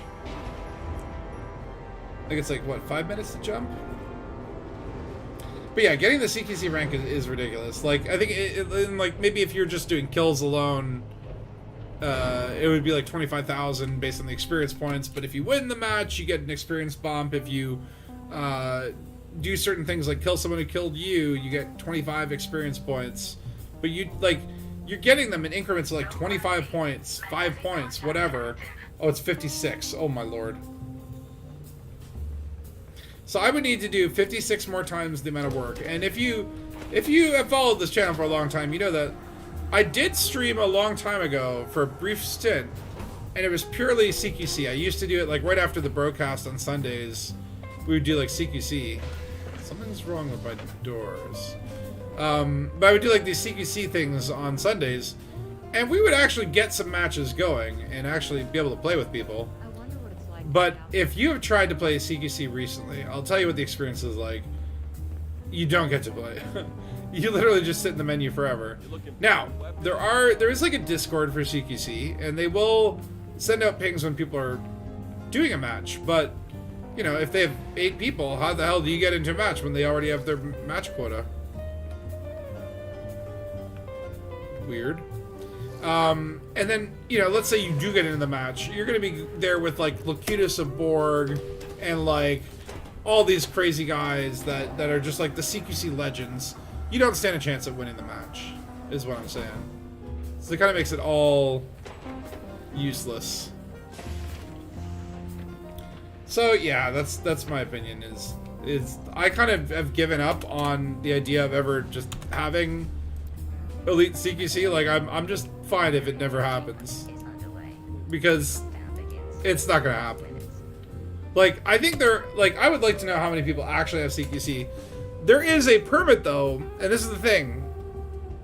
I hate the FOMO, Because I want to eventually be able to say that I have every single permit locked on system. I would like to collect every single permit lock that there is in Elite, including Polaris. Which, you know, I firmly believe that one day we will find the answer to that. How's this for grind? Mining your way out beyond Beagle Point and back to Colonia after with my carrier. We'll never want to mine again after that. Well, I mean, that's grind, but it's not like CQC levels of like, oh my god, this is ridiculous. Like, that's grind that you chose to do, and it's like, mining can be relaxing, but I agree. It's like after that much mining, I would never want to mine again. I mean, mining is a nice thing that, for me, like, okay, I don't think I've ever done a mining stream. Maybe I should throw that onto the radar, is just do a mining stream. It's something that I don't do that often, and because I don't do it that often, when I do it, yeah, I said do. But when I do it, it's like mildly interesting. I think at best I could say it's like mildly interesting. Like, I definitely enjoy it for little short spurts, but I'm not a fan, right? If I was forced to do it, like if you're doing that expedition you plan to mine, like I just wouldn't plan the expedition. I wouldn't bring the carrier. I would just like try to spec out like the highest jump range ship and do it as quickly as possible. No mining! No! I mean, look, little spurts, it can be kind of interesting, but I do agree that, like, it's like, there is a limit to how enjoyable it is. No mining! No! No! Alright, well, I think it's like about 5 minutes to jump. I'm gonna do another quick bio break, just to get my legs stretched, and to hydrate. Sorry, Loot, but, you know, water is an important part of the ecosphere of life. You can have a little riot, and then when we're back, we'll do some little Xeno murder, and see what this chieftain's actually like in the field. So, I'll be back in 5. See you shortly.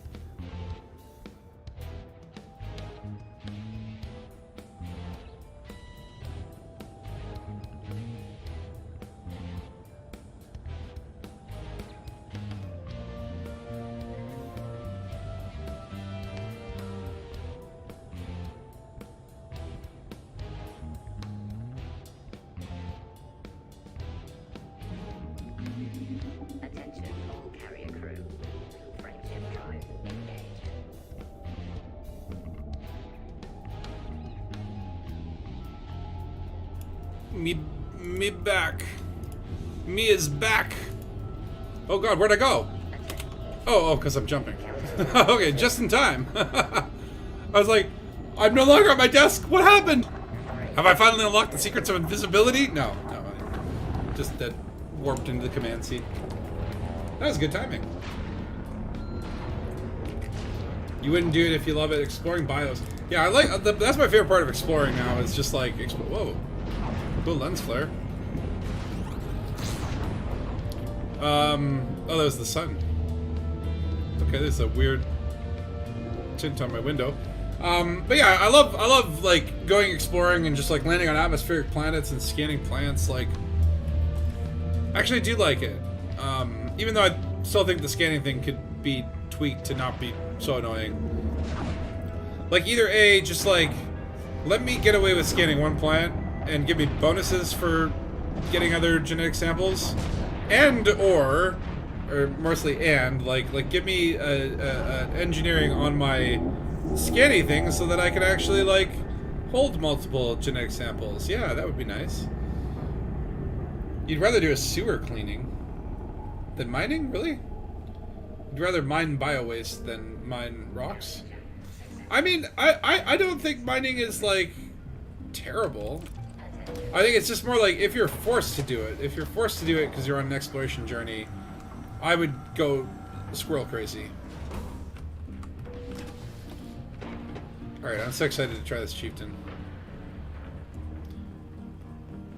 I can only do a little bit of combat because I have to, like, start getting ready for this concert soon.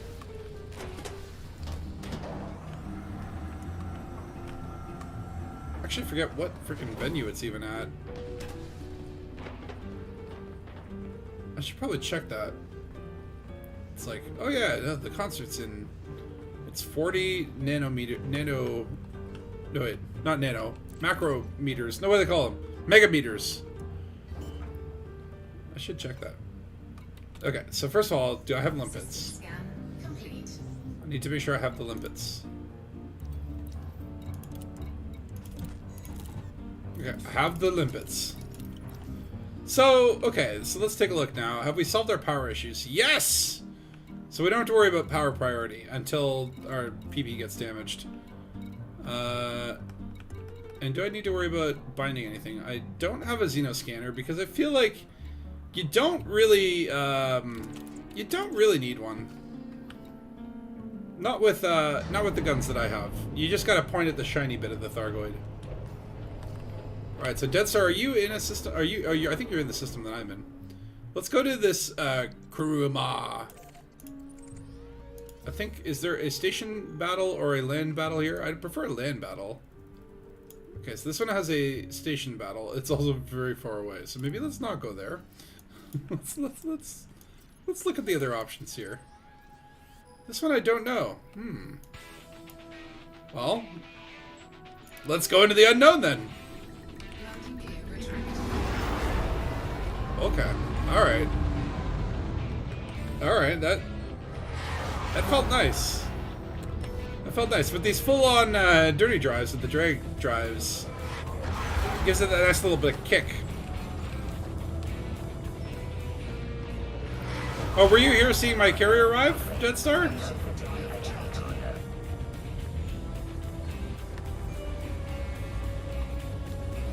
Yeah, if we could do, like, I don't know, CQC still bothers me. I really want to get it. Like, my CQ break. I want to get elite and everything, okay? I don't care about, like, these elite 1, 2, 3, 4, 5 rankings. Like, the base elite will give me that sense of accomplishment that I will need to be able to say, like, yeah, I'm elite and everything. These people that, like, go after elite 5, they're just absolutely insane. Alright, so what do we got here? What do we got? What's the scoop here? Okay, so it looks like we're doing a station battle. That's fine, at least it's not 200,000 light years away. So that means we will have to deal with swarms, but I do have the flak launcher. Let me just make sure I have it bound. So yeah, I've got ghost cannons all here, and then remote flak there, and then beam laser there. I kind of feel like I'm gonna switch that around. And do that. And maybe that. Yeah. Okay. That's the ticket.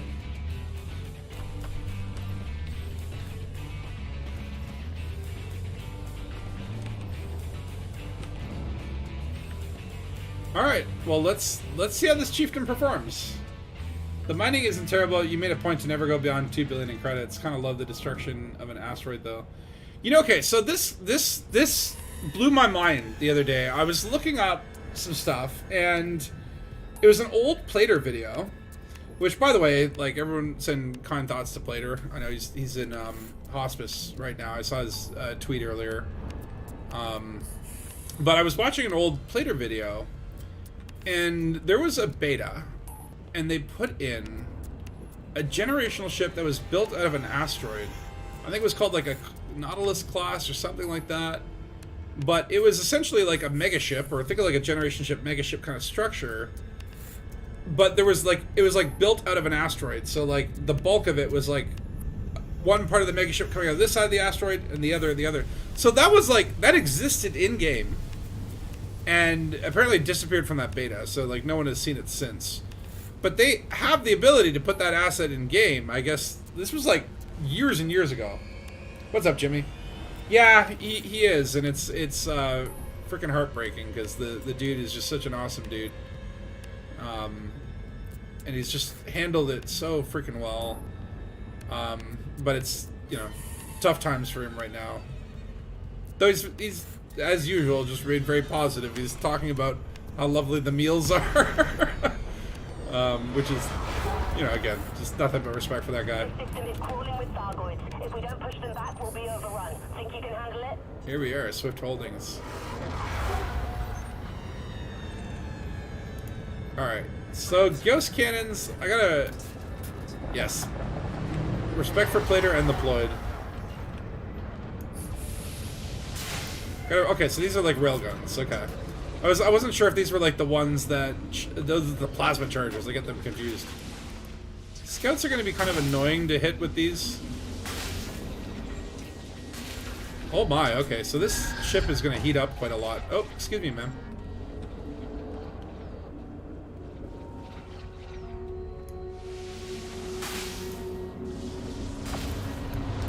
Maybe pips to engines would help.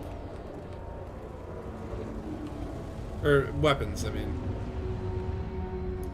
Yeah, hitting scouts with this is like trying to shoot a fly with an elastic band. But yeah, so they had mega ships. Okay. Alright, apparently that worked. Yeah, heat management is gonna be something. But yeah, apparently they had a mega ship that actually had like an asteroid built into it. And then another thing which a lot of people know, oops. Okay. The timing on these things is actually quite hard. Temperature critical. Flight assist off. Sorry, momentary focus and concentration. So a lot of people know that okay, he did. A lot of people know that comets are in Elite in a way, so to speak, in the sense that like there is like signal sources or whatever, or like they exist as like a thing in the game, but you go to them and there's nothing there, right? But like their orbits all like programmed. Oops, okay, that's pretty. Their orbits are there, and apparently there is a place, and I was thinking about maybe trying to go there and explore. But there is a place where like 3 stations are orbiting around a thing, right? Their Berry Center is actually a comet.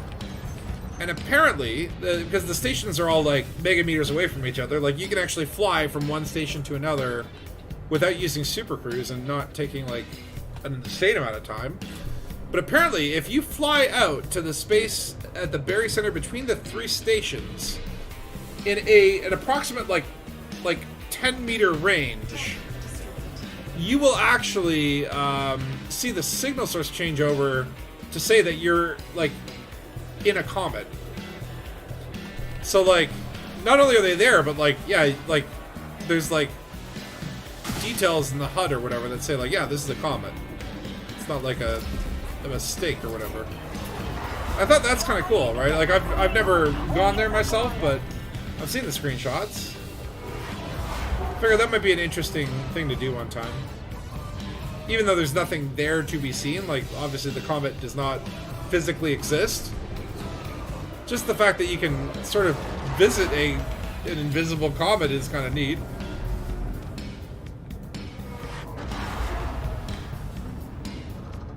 So I am liking the maneuverability on the Chieftain. At first I was, as I was getting used to it. Oh, hold on.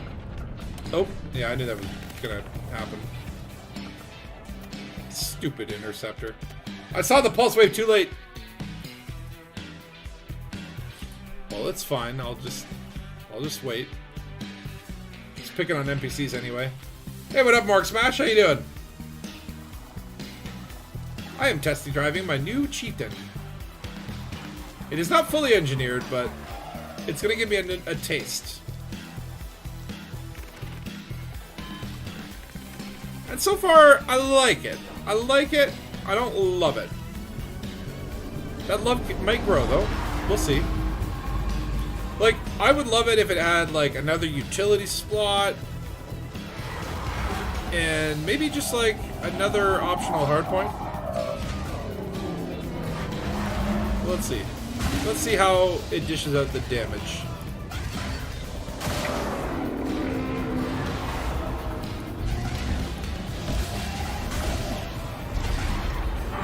Oh! Damn, recharge on the weapon.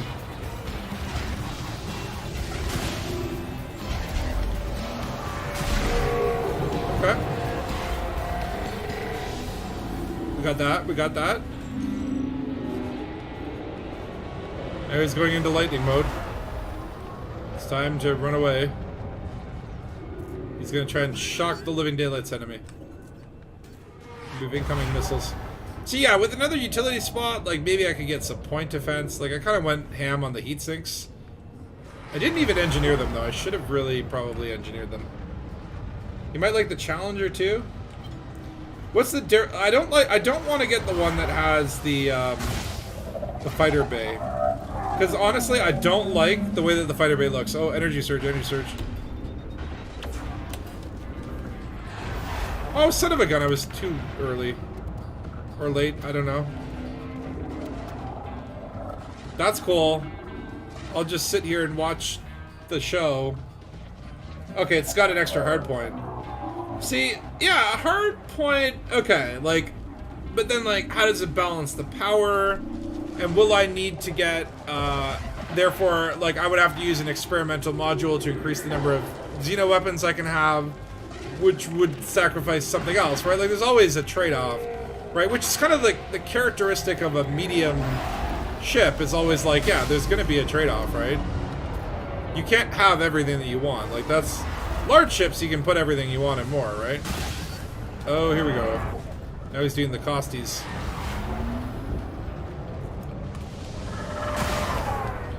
Just like, screw you. I don't care if you have shields. I'm impatient. I want you to die now. I want you to die yesterday. Pop a heatsink. Alright, he's down to his second last heart.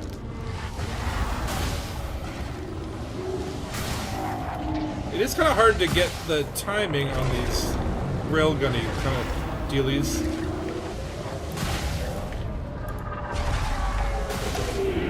So I kind of like the, like, oh,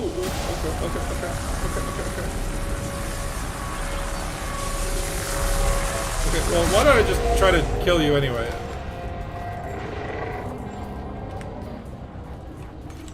Wait, is the last heart extruded? Oh, but he is angry and I am dying. Oh, no, no, no, no. Oh, no, no, no, no, no, no. Is he? Oh, and he's attacking me too. I enraged him. Or no, it's a scout. Scouts are so annoying. Still though, I may be out of commission, but I still looked fly. Uh-oh. Canopy. They did warn me that the canopy on this chieftain is a little fragile. That's fine. 3% hull. Oh! That's a rebuy! That's fine. It's just Bobby's first steps anyway. I didn't expect to come out here all pro style. To get to full maneuverability, you want G5 on the thrusters. I've got, not G5, but close to G5. I think G4.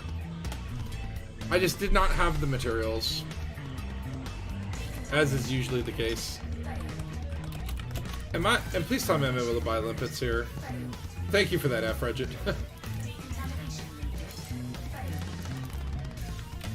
And now all the NPCs are just trying to... Oh!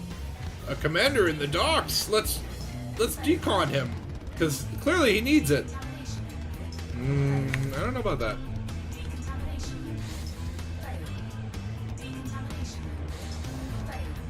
But so far, you know, okay, from that little taste that I've had so far, is this like, is this better than the crate? I so far don't like it better than the crate, but it's not terrible. Okay, where'd that Thargoid go? Is he out there with Dead Star? Oh, there, yeah, okay. Let me get back out there. I have to re-tag him or whatever. If I want my money, Lebowski. Oh wait, never mind. He died and I got my money. You know, that explosion looks actually quite cool from afar. Usually I'm like literally like right up against their little Thargy faces when they blow up. Get the full show. But from afar they actually look quite awesome. Alright. I definitely will not be able to, I think, take on a Thargoid. Oh, thank you. And Merc Smash also with the F. You guys are supplying all the Fs. Oh, you know what I'm not using is the damn beam laser. I should be using that. That's gonna cool me down.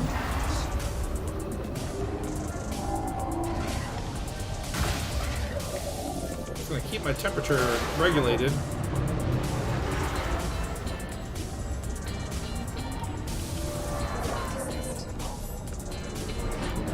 Like, that's what I've been missing, is I should be, like, constantly lasering them. It's also a way to exert the hearts, right?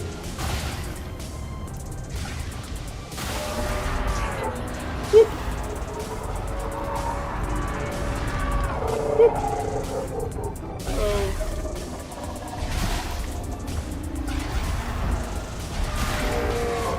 Oh, excuse me. So this is the so-called cold orbiting technique, right?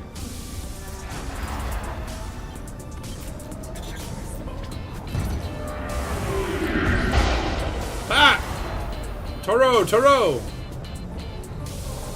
I like kind of like, you can dodge the lasers just by, if you get behind them. Okay, laser mode deactivated.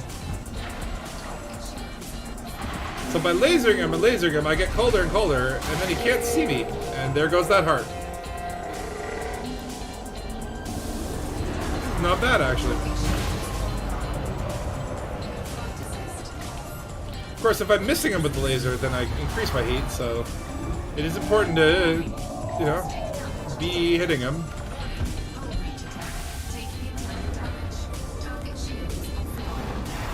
You were a crate lover too, still am, but killed your first Clops and a chief. Well, that's what I just did. Although technically I didn't really kill him. Dead Star finished him off. This will be my first one that I kill, I'm sure.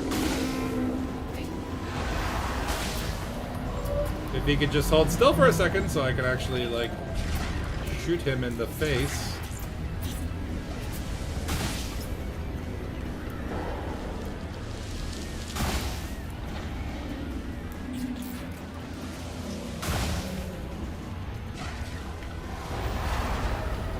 I didn't even realize I stopped moving there.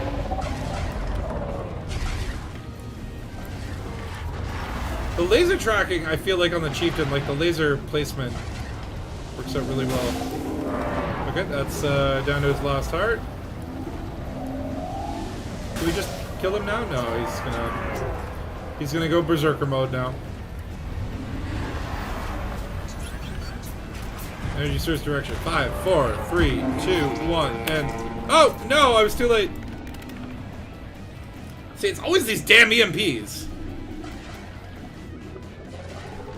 Like, I think for me, like, maybe part of what I'm not, what's not working for me yet is just getting used to these, what are they called? Railguns or ghost cannons or, whoa! Okay, alright, sir. Like, I'm used to using the shard cannons, and I freaking, the long-range engineered Salvation shard cannons are just an absolute thing of beauty. Like, you can do no wrong with them. Whereas I find, yeah, like, it is a little bit like, the timing on this is something I gotta get used to.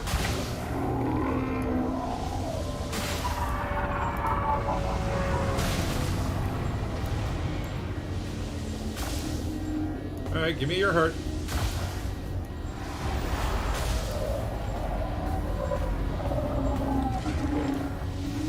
Give me that heart. Give me that heart. It's the damn timing is a little bit harder for me to... That's why I even like the, what do you call them? The plasma chargers? There we go. Now it is time for you to die, sir. Or, well, maybe we're both gonna die. Well, let's find out. Oh my god, all those caustic missiles.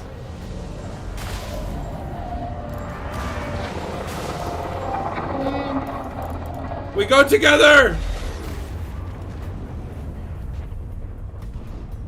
Did he blow up? I saw him at 1%. I was destroyed by Death Star, apparently. Why does it do that? It does that all the time in Thargoid conflict zones, where, like, your wingmates always, quote-unquote, kill you. You have not mastered Ghost either. Yeah, I mean, this is my first time really using Ghost and using a Chieftain, so in combination it is, like, completely, a completely different sort of, experience. Think you can handle it? Good to have you on the team. Let's kill some Thargoids. Oh, we collided. We might have done the boop of death. The great boop in the sky. I kind of wish that, I know these conflict zones, they always end with like 2 Hydras, and I wish it was like, you could still win the conflict zone without 2 Hydras. Like, maybe sometimes it's like, okay, like you get 16 Cyclopses. Where it's like, that's still pretty dangerous, but like, I don't feel like it's impossible. Alright, so I'm gonna try this like full cold orbiting. Flight assist off. And I'm just gonna stay cool.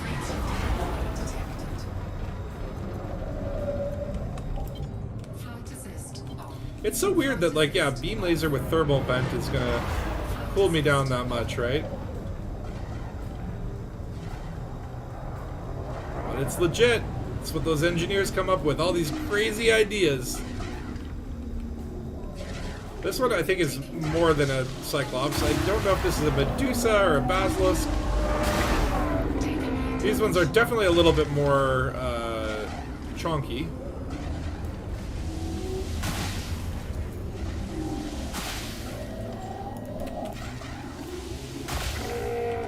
Well, that's one heart down.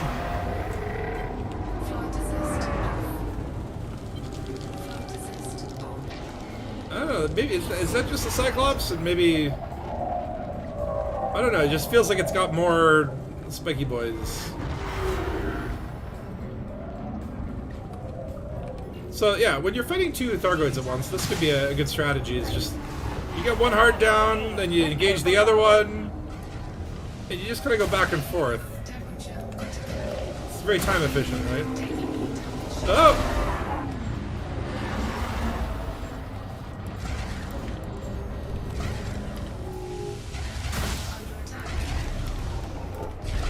Okay. Eee! maybe enough. Maybe too much spinning. Okay, so let's... Okay, I think these are Cyclopses, because only 4 hearts.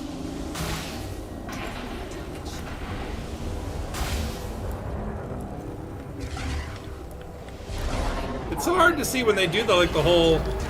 They make like the wavy heat stuff happen. Hi. Okay, now we switch back to other Goity boy.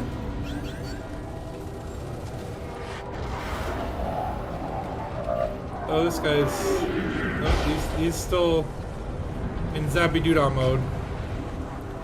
Where is the other interceptor?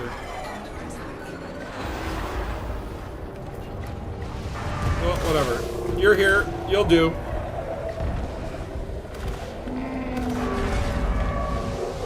Oh, hi. You don't mind if I just rest my head on your shoulder for a moment? Oh, bye. Okay, maybe you do mind. Maybe you do mind.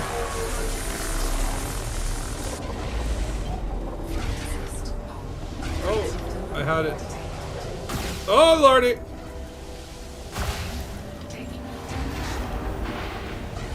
Yeah, it's the timing of these guns, man. Hi-oh! Okay. Where is the other one? Maybe I should just switch to swarm killing mode for a second. Try and reduce the swarm size.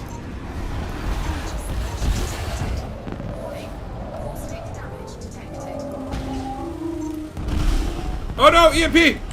My nemesis! Yeah, that is really, the thing to watch out for is those EMPs. Though it kind of gives you this, like, moment of peace, and you're like, ah, now I get to look at this awesome, beautiful battle unfold in front of me. Really get that moment to appreciate when the swarm is coming right at you. Full kamikaze mode.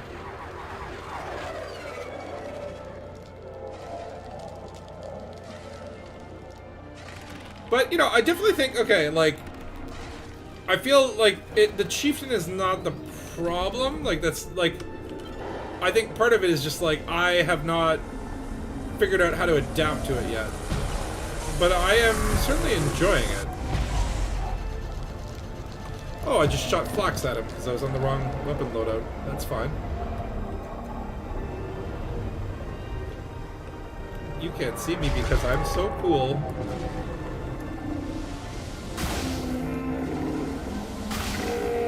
There we go. Eat it!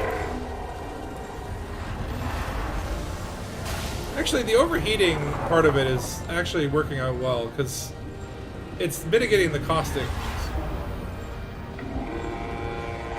Oh, for crying out loud!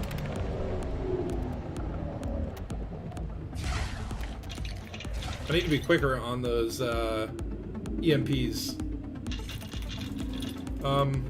Can it be, please? No. I mean, how many Thargoids are we fighting at the same time right now? I feel like there's like 3 here.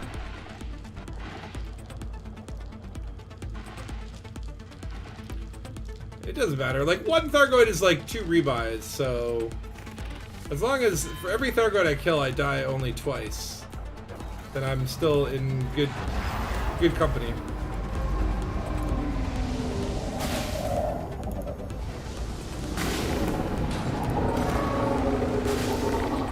Shooter! Shooter! Oh, damn shields.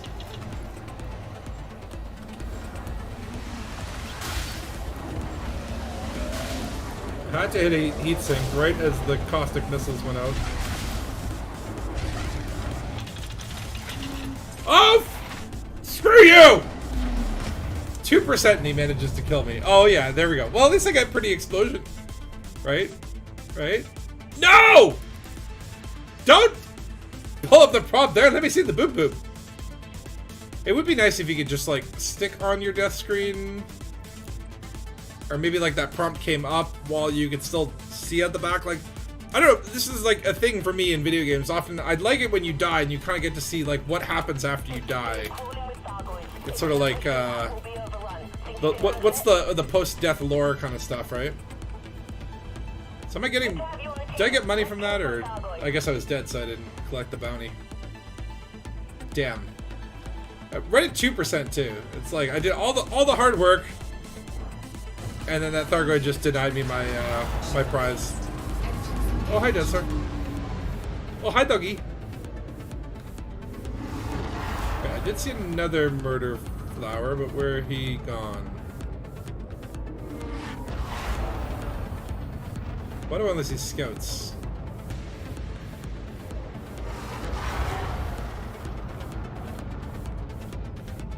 Oh, Mr. Thargoid.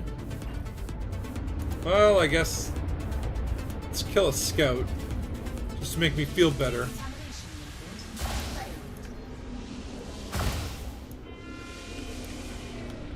Under attack. Taking damage. I like how they just kind of like sit by the station, is not moving until you attack them. Damage.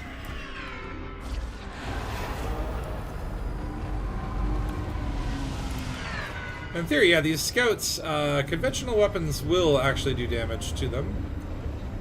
So in theory, I could just like laser them to death. It would be a long time, but might be actually quicker than trying to hit them with the damn ghost cannons. Oh, how dare you! Caustic damage detected. You caustic me? Taking heat damage. Well, now I have to use my ghost cannons. Caustic substance neutralized. That's right. Destroyed. That's what happens when you caustic me.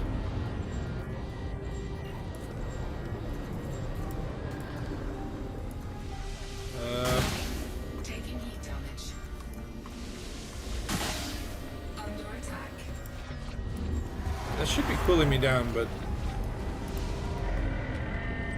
Oh, look at that. Lovely. So did we... Yeah, I know, it would have been really nice to see the glorious kaboom. I mean, a Thargoid dying, you know, it's like... If Genocide looked that beautiful, I would be a lot less apprehensive about it, right? It's just like, you make dying look so good, Mr. Thargoid.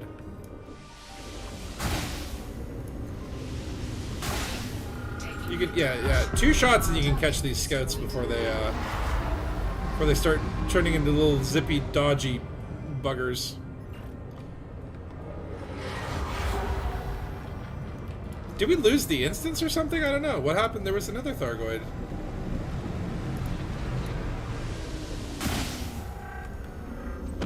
Whoa! Destroyed. I'm like improving a little bit. Probably take a lot more practice before I could say like I'm good at this. Target destroyed. At least I'm starting to get the rhythms, right? And I think that the Chieftain rhythm, it is a little bit more about the dodge, and you really got to be like nimble. Flight assist off. Well, ideally, I'd like to kill another couple Clopsies. But yeah, I think I'm gonna have to spend some more time, even outside of streams, just like practicing this Thargoid conflict in the Chieftain. Oh wait, there's a star boy. Ah, Cyclops. Excellent. Tasty snack. I feel like, yeah, like with the engineered Guardian stuff from Salvation, like you can take these things down in like a minute. And it might be just my lack of accuracy here, but I feel like it takes a little bit longer. Like that really quick Cyclops kill is just not working out.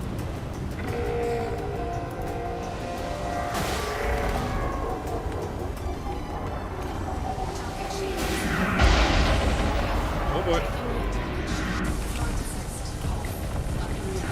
Must get cold. He can't see me when I'm cold.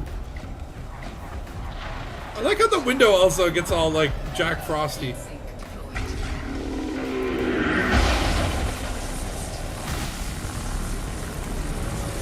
Shoot the heart!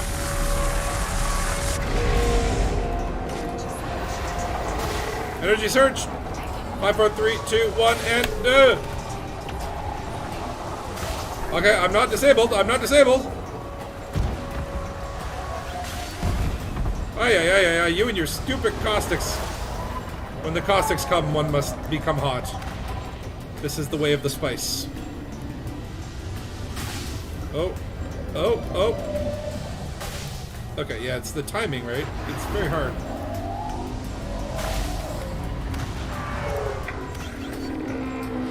Of course you're gonna shoot missiles right when I do my heat sink.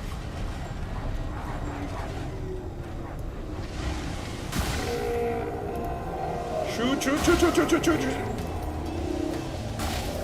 Yeah, I feel like with the ghost cannons too, like I get more rounds off per volley or whatever, so it's like it's a lot harder to like one hit kill them. Oh boy.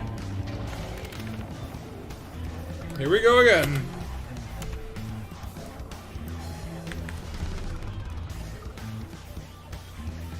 I really do love the chaoticness of these DX conflict zones. Okay, so there's one down there. And then one up there. Oh, hi! He's gonna be dead soon. Your shotgun to the face method is easier to pull off. Well, yeah, I mean, exactly, right? You're just kind of like running up as close as possible and then hitting them with all you got, right? It's a viable tactic.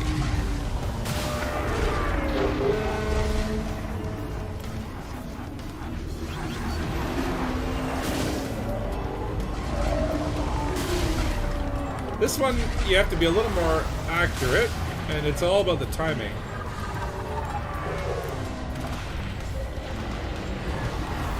Oh my lordy.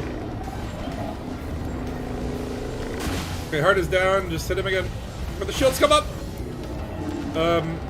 He's in the 0% club! Thargy boy, go bomb bomb! Oh, so satisfying. So much dopamine. Alright, where's the other angry boy?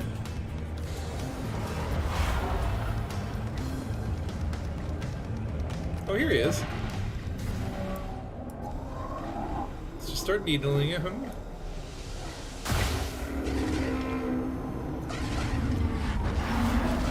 Where's your heart, boy? Yeah, not having the Xeno scanner as well, like, as much as I don't need it, I still like to have the additional information and be able to essentially target the heart and all that sort of stuff. Even though in this case, like, it doesn't really matter because you're using fixed weapons anyway, so you want to aim for the glowy bit, but sometimes the Thargoids release this, like, kind of gas or whatever that makes it hard to see. Like when you're trailing behind them, especially, right? It's like, which is the part that's all lit? Whee! Oh, excuse me, ma'am. If you didn't see me, I am a ghost. You can't touch me.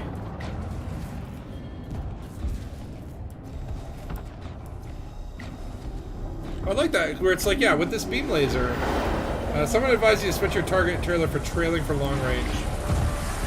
I tried that the last time and I got really confused. It's just sort of like, you can't reprogram years and years of like, just being used to this way. Like, I suppose, yeah, like, I could if I put some effort into it, but, yeah, that takes effort. I don't want to do that. Why can't I just download a program into my brain and be all of a sudden good at the computer? Oh, here we go, caustics. Let's heat up.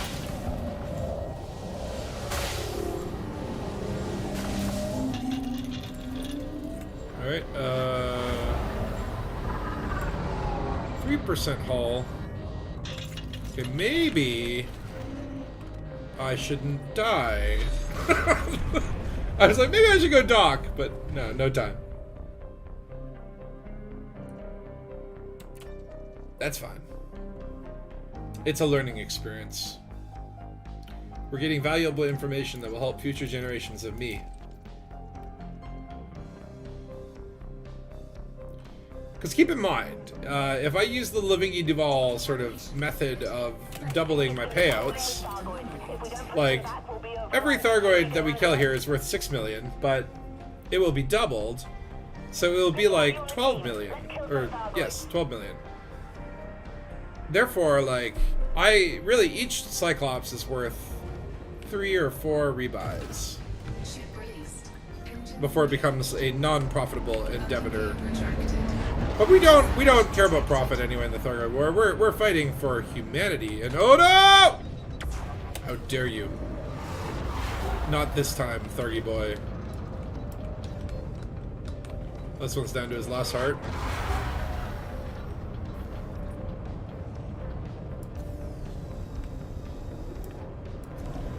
I like to needle them with a laser. Just get their attention.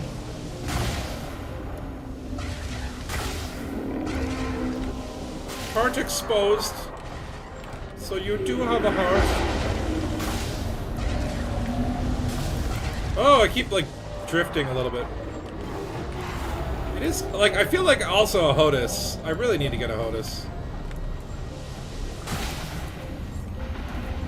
It's just like with mouse and keyboard, it's hard to very much be precise.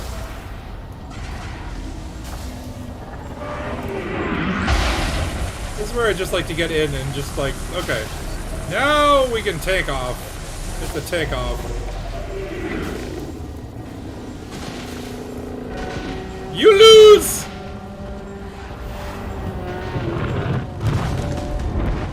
Whee! Can't caustic me, I'm at 200% heat.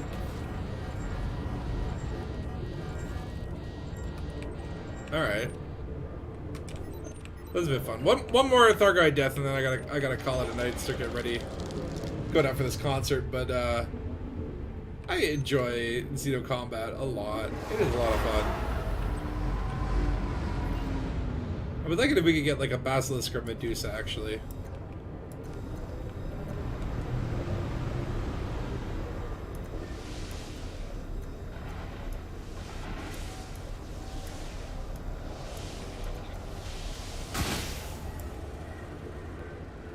That didn't kill him.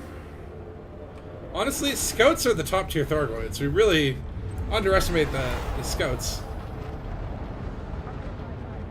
Yeah, I wouldn't call it impressive, but you know, it definitely, without the HOTUS, it puts me at a bit of a disadvantage with flight assist off, right? It makes it a little more difficult. But if I had a HOTUS, I would have to learn how to fly with a HOTUS, because I've never HOTUSed. I've never HOTASted. Oops. Well, you flew in front of me, okay? I love it when the NPCs just fly in front of your active weapon. Oh, here we go. I saw swarmies. What's going on over here? Oh, ho, ho, ho. Is it another Cyclops? Oh, yes. Alright, well, easy pickings.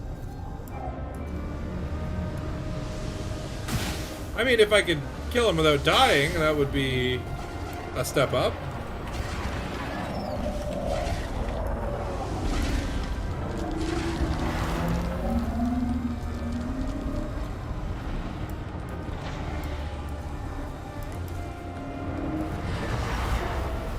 I'm gonna try to be more flight assist offy.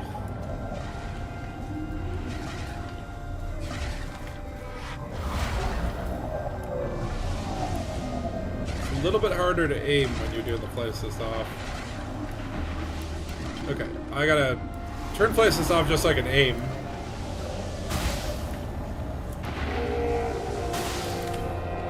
And now turn it on so I can run! HOTASting is HOTAStic. I have no doubt. I think it would add like a lot to the immersion as well. Like I always thought like I've played the game in VR, and it is honestly the best VR experience in all of VR, right? Like, no game is better than Elite for VR, except for the fact that it doesn't support it all in Odyssey, but let's not go there. But, I've never played it with VR with a HOTUS, and I think, like, those two together would just be so, crazy immersive, right? Okay, we got a heart.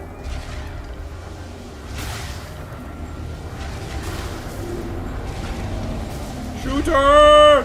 Shoot her! Okay. I feel like the ghost cannons just, like, don't pack the same punch that I love about the shards.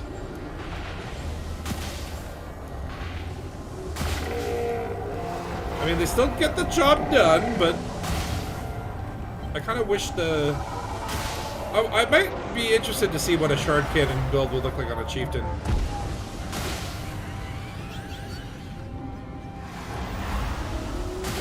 Okay, time to heat myself up.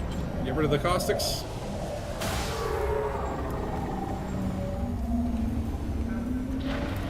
Oh no, wait, my cooling laser is working against me now.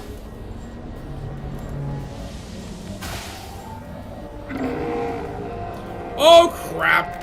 Okay, I didn't see that one coming. I wasn't paying attention. Hello? Is he just like turning slowly? He looks like a freaking horror villain. Oh no. No! No! Yeah, the Otis by itself is embarrassing. And it's like, honestly, I should just get one. I should. I was like, oh, I don't know, death space. It's like, look, I could make it work. Like, I'll get it, and then just, it'll force me to figure it out. It's like... But I think it's just like, it's also intimidating where it's like, the amount of unlearning things that I would have to do, it does intimidate you a little bit when you're like, oh my, like I'd have to, you know, God forbid, like relearn all of the bindings, rebind everything. It seems like you could, because I mean, you know how it is. It's like it takes like 3 hours to do your bindings in Elite. If they update the game and you don't back up your bindings, it's like, well, I know what I'm doing for this evening.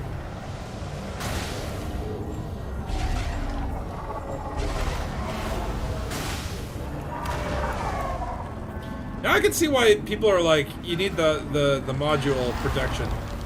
The Chieftain, I don't know if its modules are all just like out there on the externals of the ship. Like, there's something very sensitive. I feel like the modules definitely die at a quicker rate. Come on. Hit that heart. Hi! It's me again!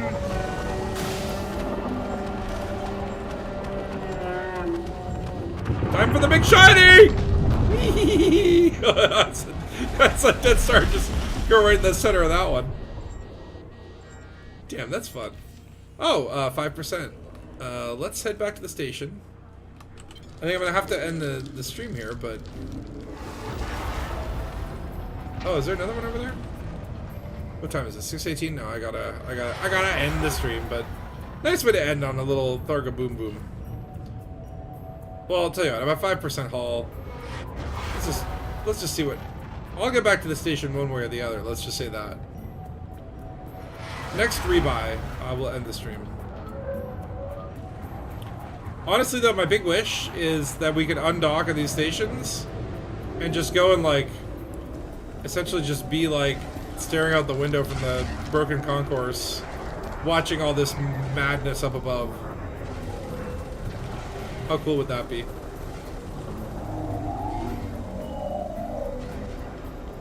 You can't see me, because I'm cool laser band. Now, I don't know if this laser is enough to like exert the heart on its own. I think you kind of have to, because it's like the hearts exert after, I think, a certain damage threshold is done. Like once they get down to like 80%, then the heart will be exerted.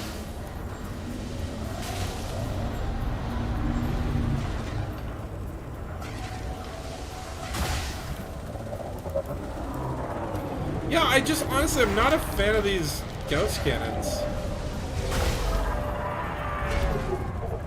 Come on. Don't look at me, don't look at me. I don't exist, I'm invisible. Oh no! Oh, that was worth a shot. Alright, well, so I guess, you know, I should get some final thoughts on how I feel about the Chieftain. And I think, like, it's been a little overhyped. I mean, based on my experience today, like, I like it. I'm not in love with it. It does not rank higher than the Python. It does not rank higher than the crate for me.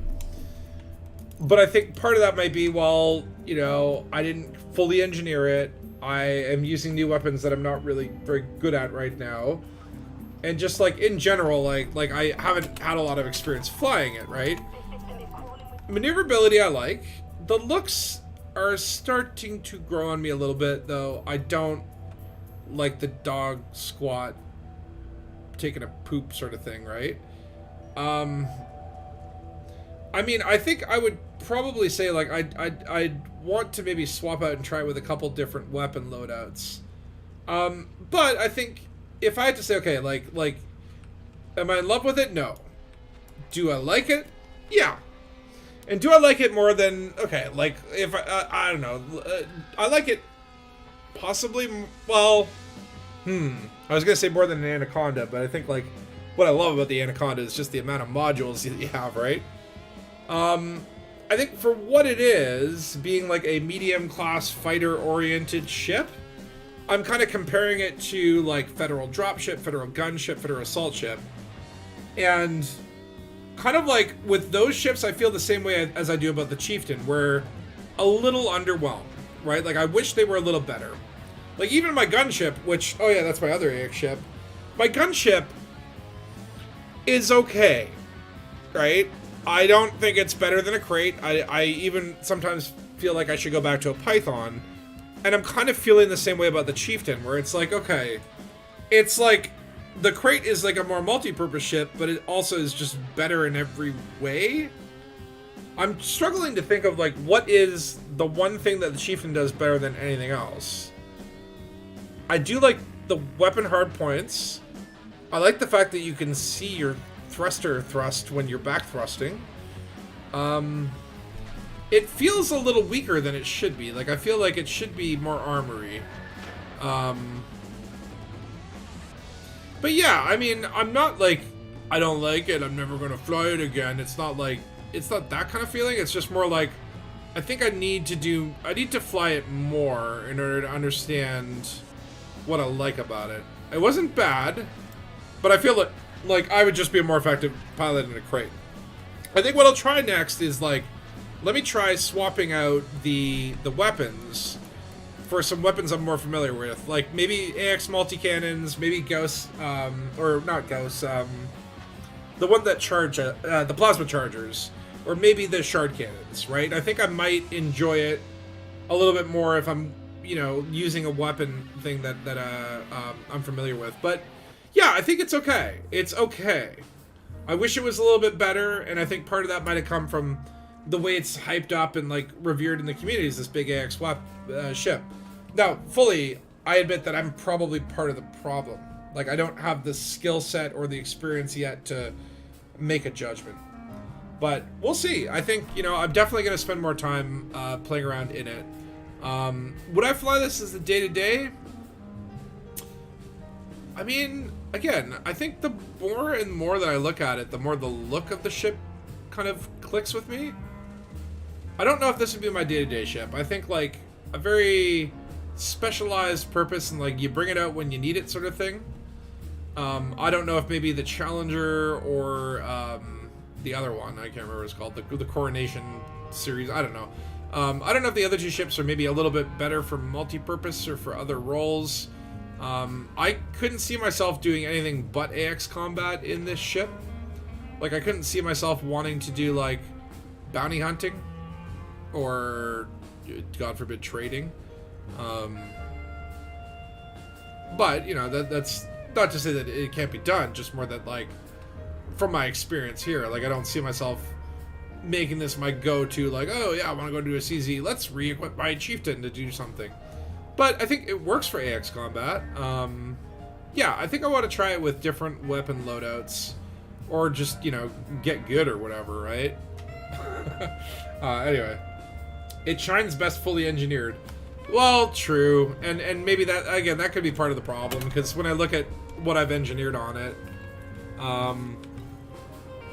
like, thrusters, I've got that to grade 4 dirty drive, and I think, yeah, just a little bit more speed would be nicer. Just give it that little more kick. I wasn't using my MFU, so, like, If I'm not going to use that, should I be swapping that out for something, or is that like a part of the design that I've really just like neglected to use, right? I wasn't really dealing with swarms. I wasn't really using my remote launch flacker. I wasn't really being strategic, right? I was just kind of spitballing, right? Charge enhanced, I got to level 5, but it's not maxed out. Frame shift drive, that actually was part of why I feel underwhelmed. Like, it uses a lot of fuel to jump. Like 5 jumps and I can't make it there with a fuel scoop, and there's no room to put a fuel scoop on it. The beam laser, yeah, maybe like a little more engineering could increase the damage, and maybe that would help exert those hearts faster. I mean, again, a little bit underwhelmed, but not like, oh my god, I hate it. Just more like, I'd still rather fly a crate. Anyway, but that's my chieftain analysis, I guess. It definitely will be something I play with a little bit more. Maybe next week. I don't know. I might do an AFK idea next week. Maybe we'll do a mining stream just for loot. We'll smash rocks for loot. You can still fly everywhere in your Phantom, and then call the carrier close by for combat. Yeah, the Phantom I think is my like go-to sort of like reconnaissance and getting around ship, and you know it's like more likely I'm gonna run away in a Phantom, but more likely that I can. Whereas my crate right now is Mark II. That's pure AX, right? And that's just like my amazing AX ship. Though I kind of feel like, yeah, the AMFU is a waste if you have a place to repair. True, though I did not take advantage of either of them because I just had bloodlust.